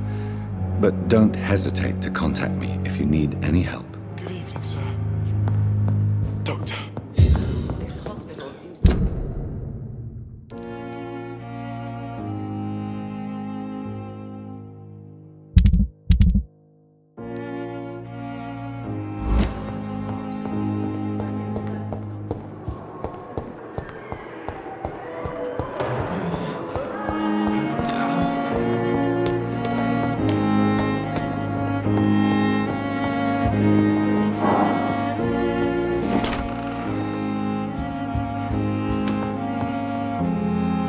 Jonathan, old chap, how are you tonight? I've seen little of you of late. I was conducting research in my room, away from the nightly routines. Of course, of course. Worry not, I understand. The situation has been testy around here. I won't deny it, but we still stand. What news do you bring? The news is not good, my friend. We try to keep the epidemic at bay, but street violence is escalating quickly. Tell me more about the violence. Geoffrey McCallum seems to have sent his war dogs on a hunt. On a nightly basis, Prewen patrols exterminate every skull and vampire they find. Have they come closer to the hospital? No. They mainly focus on fallen districts or abandoned buildings. But they're growing in numbers. They must be recruiting heavily. How bad is the epidemic? It is killing the infected patients faster. In less than 2 days now. The only blessing is that they are contagious for a shorter period. Have you any reliable friends in the West End who might assist me? Unfortunately, you will be alone. Except for our ravishing red-headed acquaintance, of course. What about the Brotherhood of St. Paul's Stole? Where are they? There are only a few of us, and most others would not speak to you. I am the black sheep of our brotherly flock, you know. What of my commission here at Pembroke Hospital? Nothing to fear, Jonathan. Your position here is in no jeopardy. You remain one of us, and you are always most welcome. What about the Brotherhood of St. Paul's Stole? Where are they? There are only a few of us, and most others would not speak to you. I am the black sheep of our brotherly flock, you know. I have received an alarming letter from Lady Ashbury. She wants me to meet her at her house. I have been granted safe passage. Then you are twice fortunate. I have never been invited to the lady's mansion, and with the quarantine and controls, city access is nigh impossible. Is the quarantine serving any purpose? It is helping slow the propagation of the epidemic. But as long as we have no clue to its origin, its efficiency is limited. Why have you never entered the lady's house? You are one of her good friends, are you not? My dear Jonathan, you have no idea how reclusive the good lady normally is, nor in what great esteem she must hold you to let you into her domain.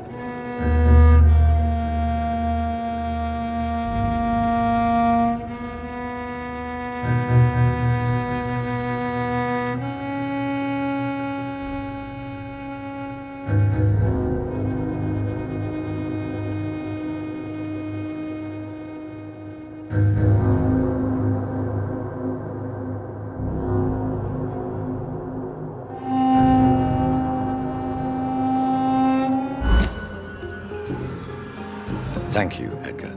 We shall speak again later.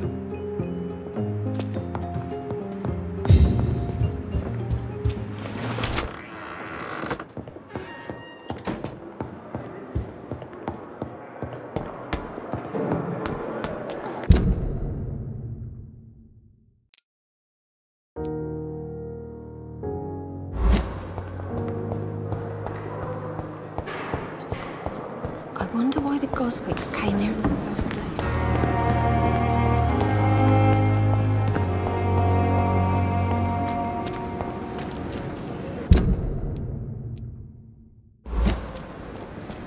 This is no time.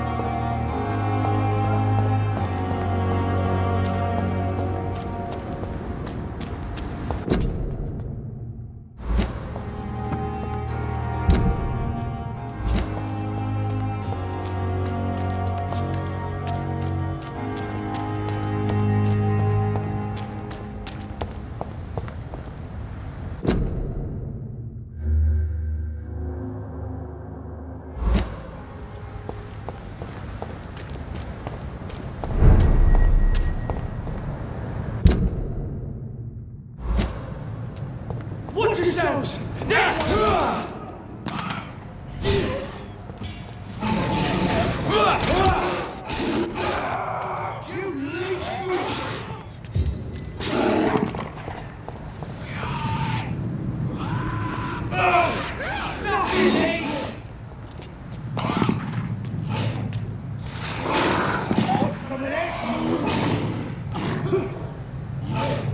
That's gonna hurt! Hey, Lucy!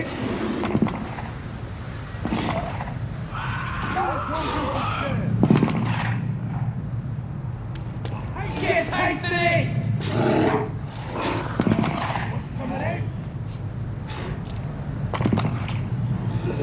Bloody leech! Fuck his boss!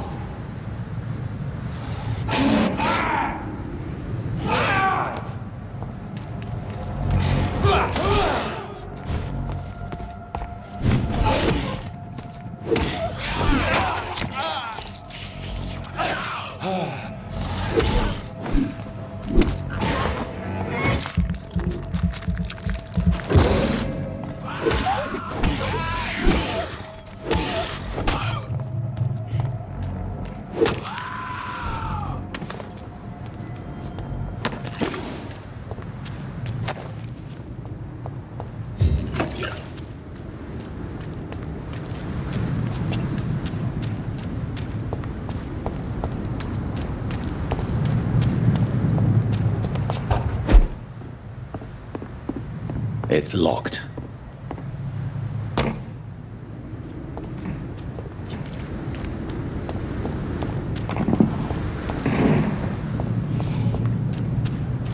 God, taste this!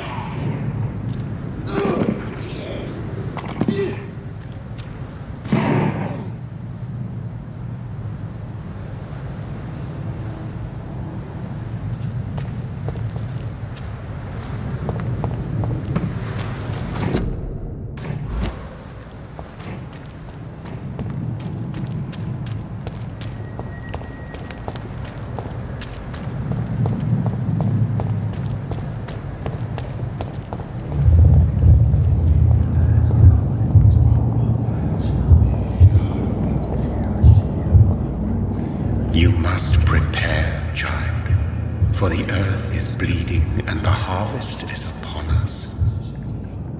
Stay away! Whoever you are! This is no time for petty quarrels, my champion. Can you not hear? The famished queen has awoken.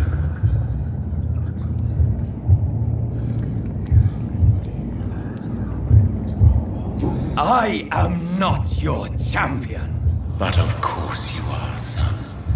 As surely as you are the blood of my blood.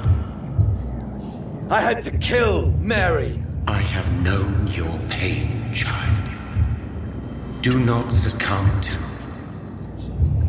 Silence! I dismiss you, now! The land calls for a champion. All and everyone needs you. Silence!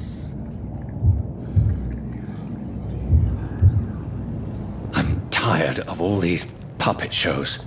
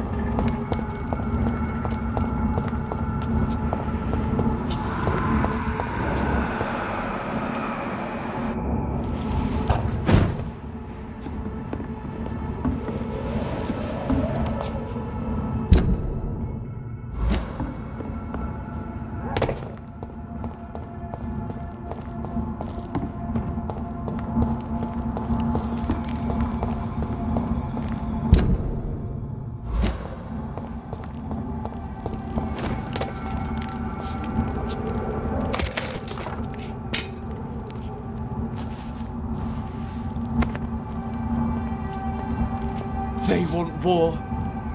I'll show them war. Whatever this poor woman did, nobody deserves this kind of punishment.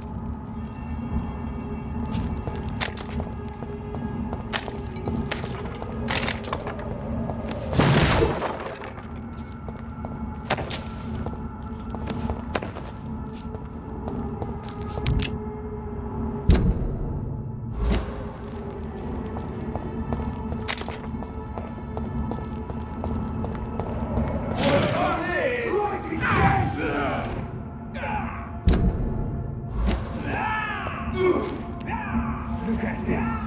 Gone out like kingly.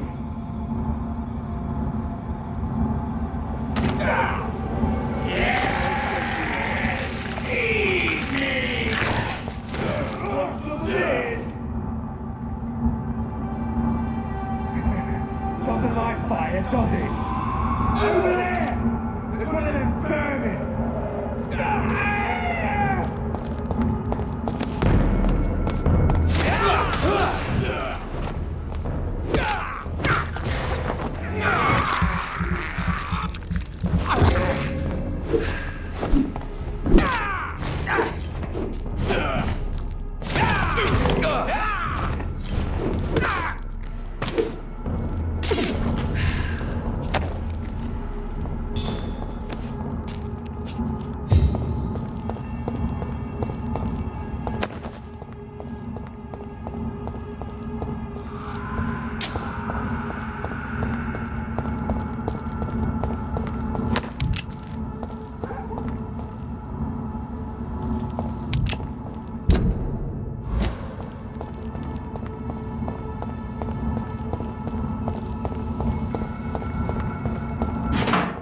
So this is where she lives.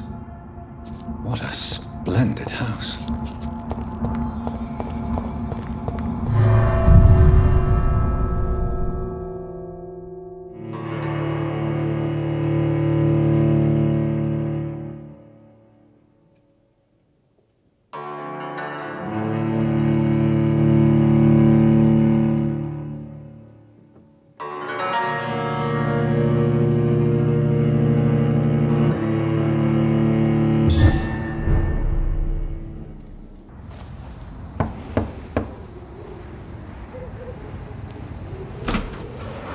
Dr. Reed, welcome.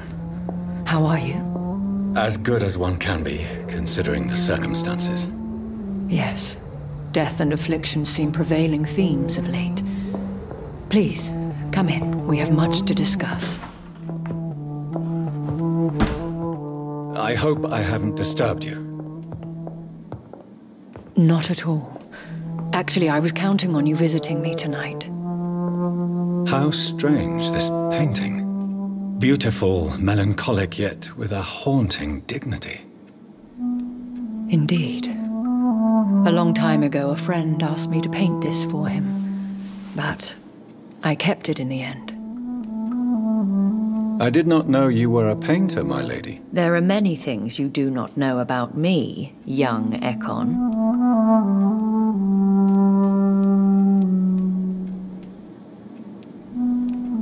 Please, call me Jonathan. Please excuse my behavior, Jonathan. I tend to tease my friends when uneasy. What is bothering you, my lady? Your letter was quite alarming. We will talk about this in a few minutes. For now, I would like you to tell me about yourself. How have you been since we last met, my friend? My sister Mary. She was made a vampire in the same way I was. She was the one killing all those people everywhere I went. Vengeance is a powerful force for those betrayed. Made vampire through careless error. Victims by surprise.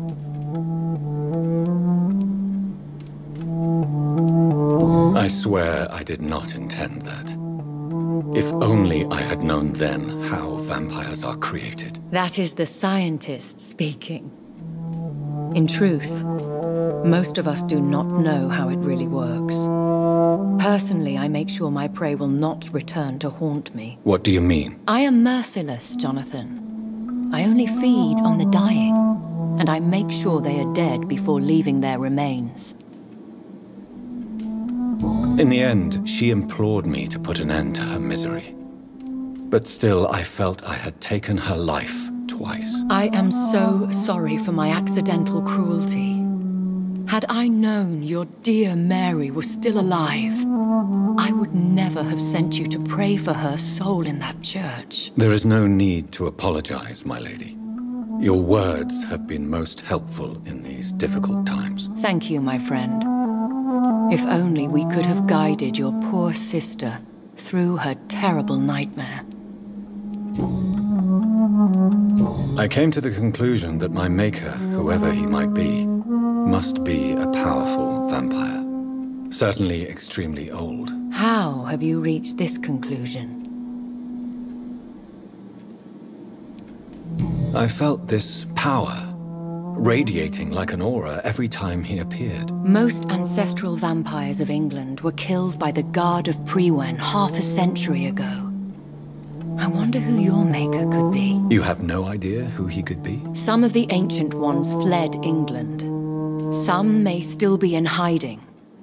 All I know is you, my friend, are a pawn in some secret and obscure game of chess. I felt this power radiating like an aura every time he appeared. Most ancestral vampires of England were killed by the Guard of Priwen half a century ago. I wonder who your maker could be. You have no idea who he could be? Some of the ancient ones fled England. Some may still be in hiding. All I know is you, my friend, are a pawn in some secret and obscure game of chess. He is the only immortal I've seen appear in an ethereal form. His voice, his words seemed ancient. It was disturbing. I am afraid you are right. The simple fact that your blood made Mary such a strong Ekon proves that you must be of ancient lineage. I felt this power radiating like an aura every time he appeared. Most ancestral vampires of England were killed by the Guard of Priwen half a century ago. I wonder who your maker could be. You have no idea who he could be? Some of the ancient ones fled England. Some may still be in hiding.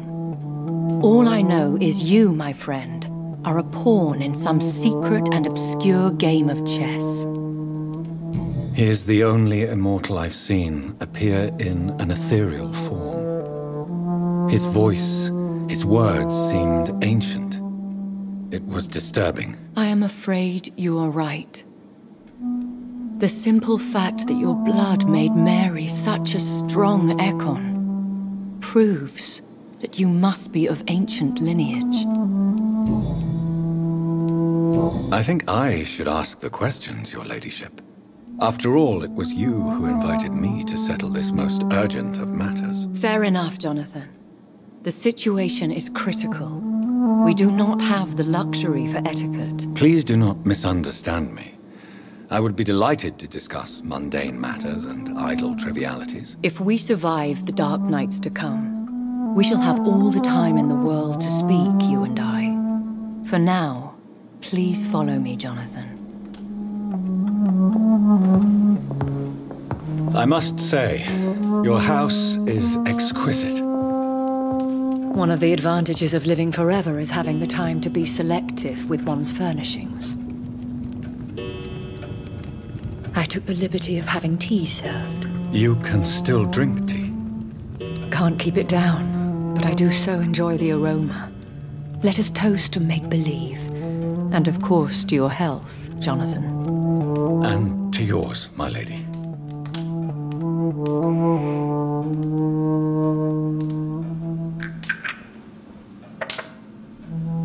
Please, call me Elizabeth. So, my lady, why, truly, did you invite me here? I've been asked to deliver an official invitation to meet the Ascalon Club.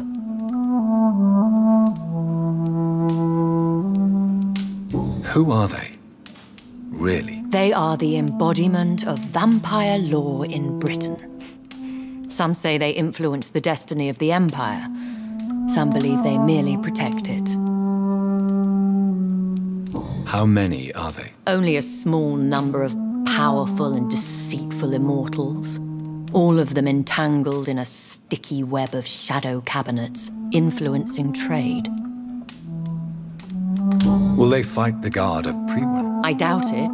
Fergal was Lord Redgrave's executioner forever and a day. By defeating that beast, you deprived them of a powerful weapon. Will they fight the guard of Priwen? I doubt it. Fergal was Lord Redgrave's executioner forever and a day.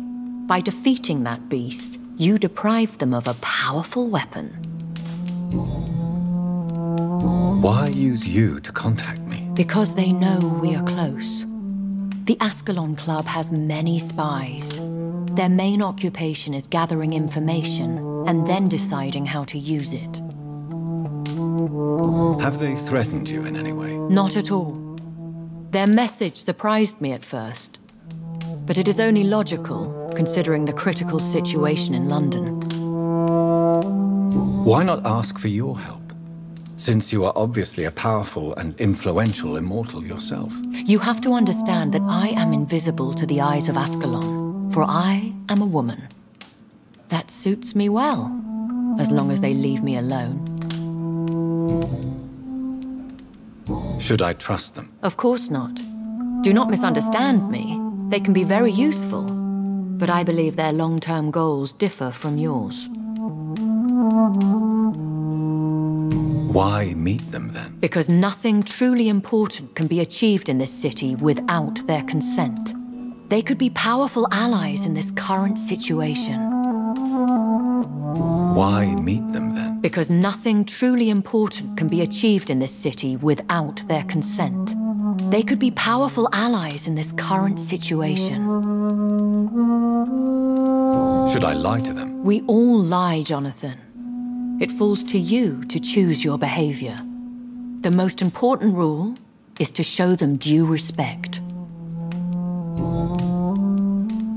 They have done nothing but impede my investigations since I became known to them. Why would they want to see me now? I guess they now see you as Ascalon material. They must have found out what happened to your sister. Proof of the potent blood flowing through your veins. I'm not sure I can accept their invitation. I have seen their handiwork. How Fergal the Beast imposed the club's law. You have no choice, Jonathan.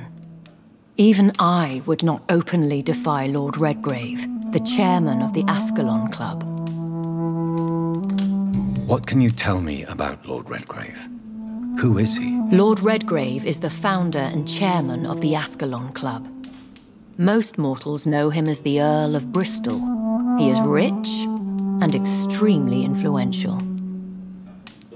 Have you met him? Only on rare occasions, for he never goes outside the club. And women are not awarded membership, even immortals. How old is he?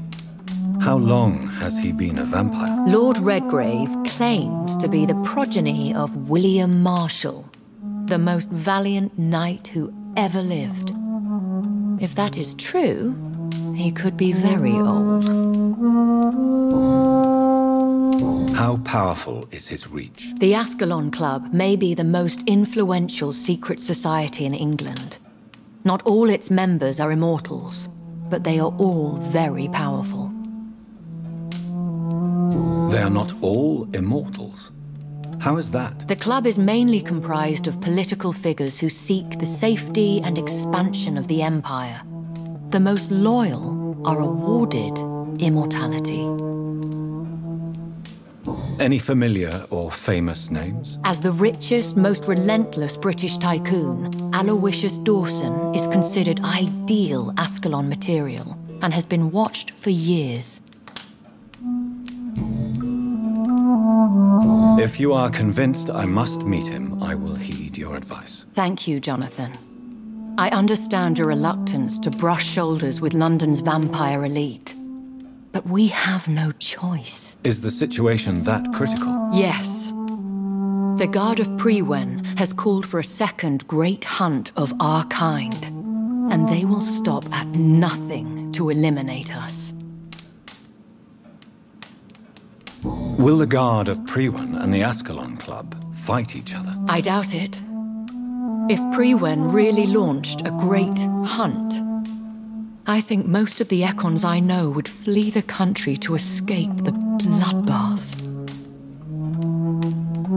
I think I saw them kill an Econ on the way to your house. They seem to have a list with names. To launch another great hunt, they must have collected intelligence on vampire identities and whereabouts. They are a resourceful lot. Should we fight back?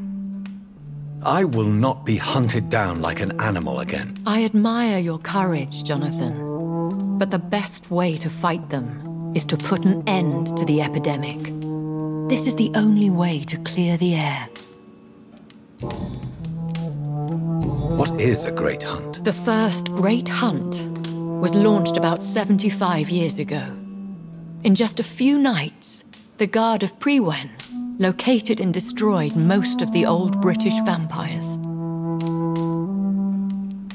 How did you survive the first hunt? I fled, Jonathan. Like most vampires who survived that slaughter.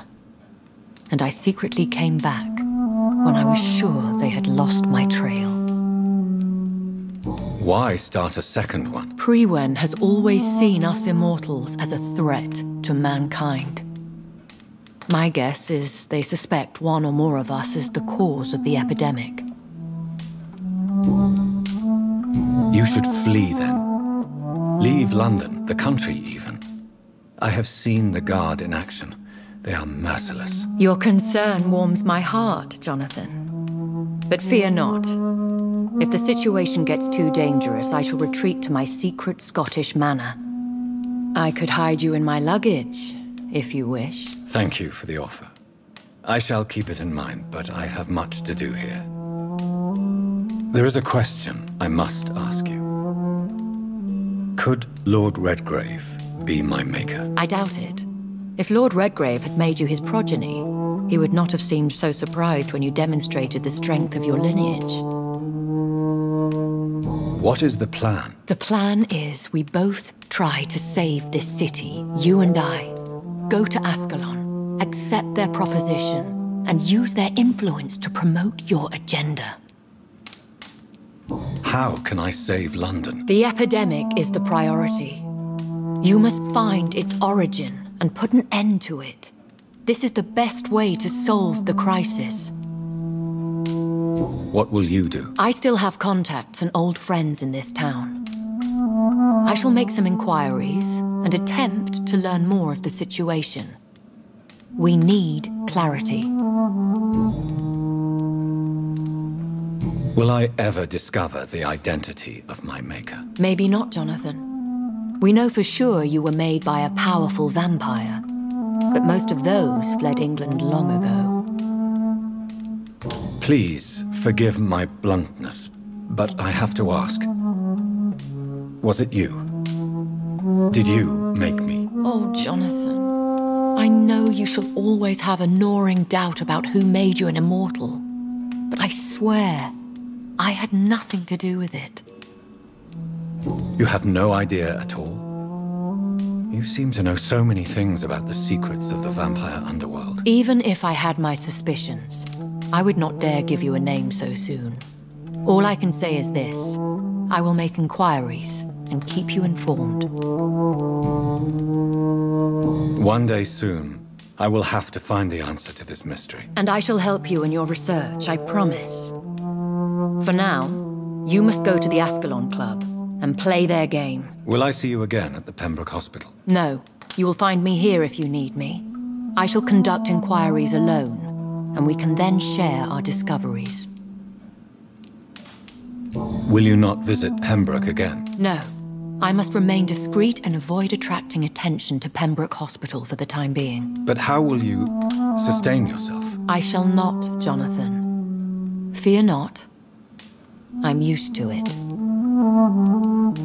When will we meet again? As soon as you meet Lord Redgrave, I suppose. Fear not, my dear. I shall only be a heart's beat away. I want to thank you for all your support and your help, my lady. Could you do me a last great favor and call me Elizabeth? I should be honored, my lady. Then it is settled. Finally, some good news in these dark hours. Thank you. I appreciate the advice. I had best prepare myself to meet this Lord Redgrave now.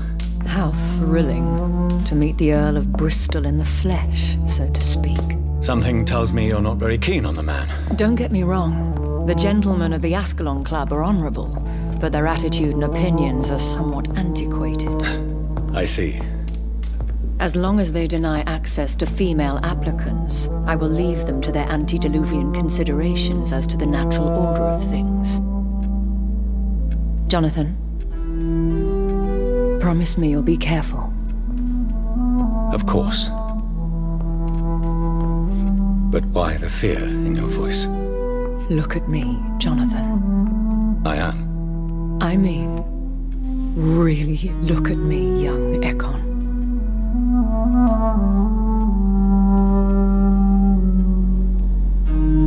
We may be deceptive by nature, but this heart of mine has always told the truth.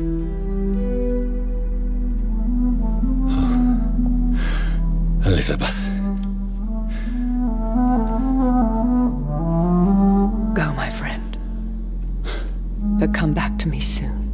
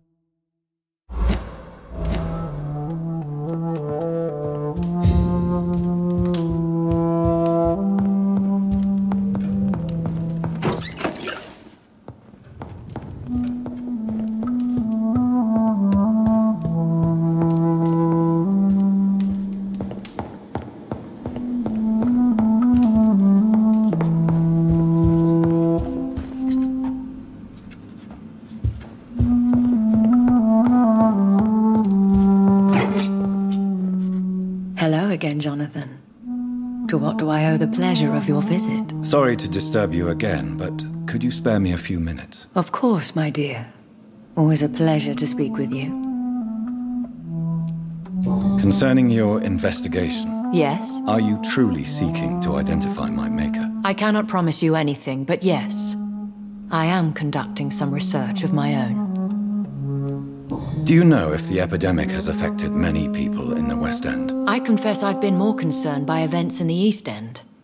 The wealthy have more efficient ways of dealing with infection. But this is no common epidemic. That is true. I must tell my daughter to stay at home for a few days. But the girl is stubborn and fiercely independent. Much like her mother. Do you think we shall ever see better days? Or at least better nights? I know not, Jonathan.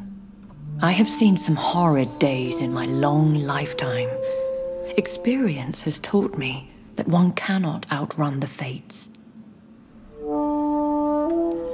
Will you tell me your story one day, Lady Ashbury? One of them, perhaps. I have had so many lives, Jonathan. Eternity may not be enough to relate them all. When all of this is over, the war and the epidemic, we could leave the city for a while. Travel around Europe, you and I. Traveling is always so complicated for us poor creatures of the night. But yes, I would be glad to travel the world with you, my dear. Goodbye, Elizabeth.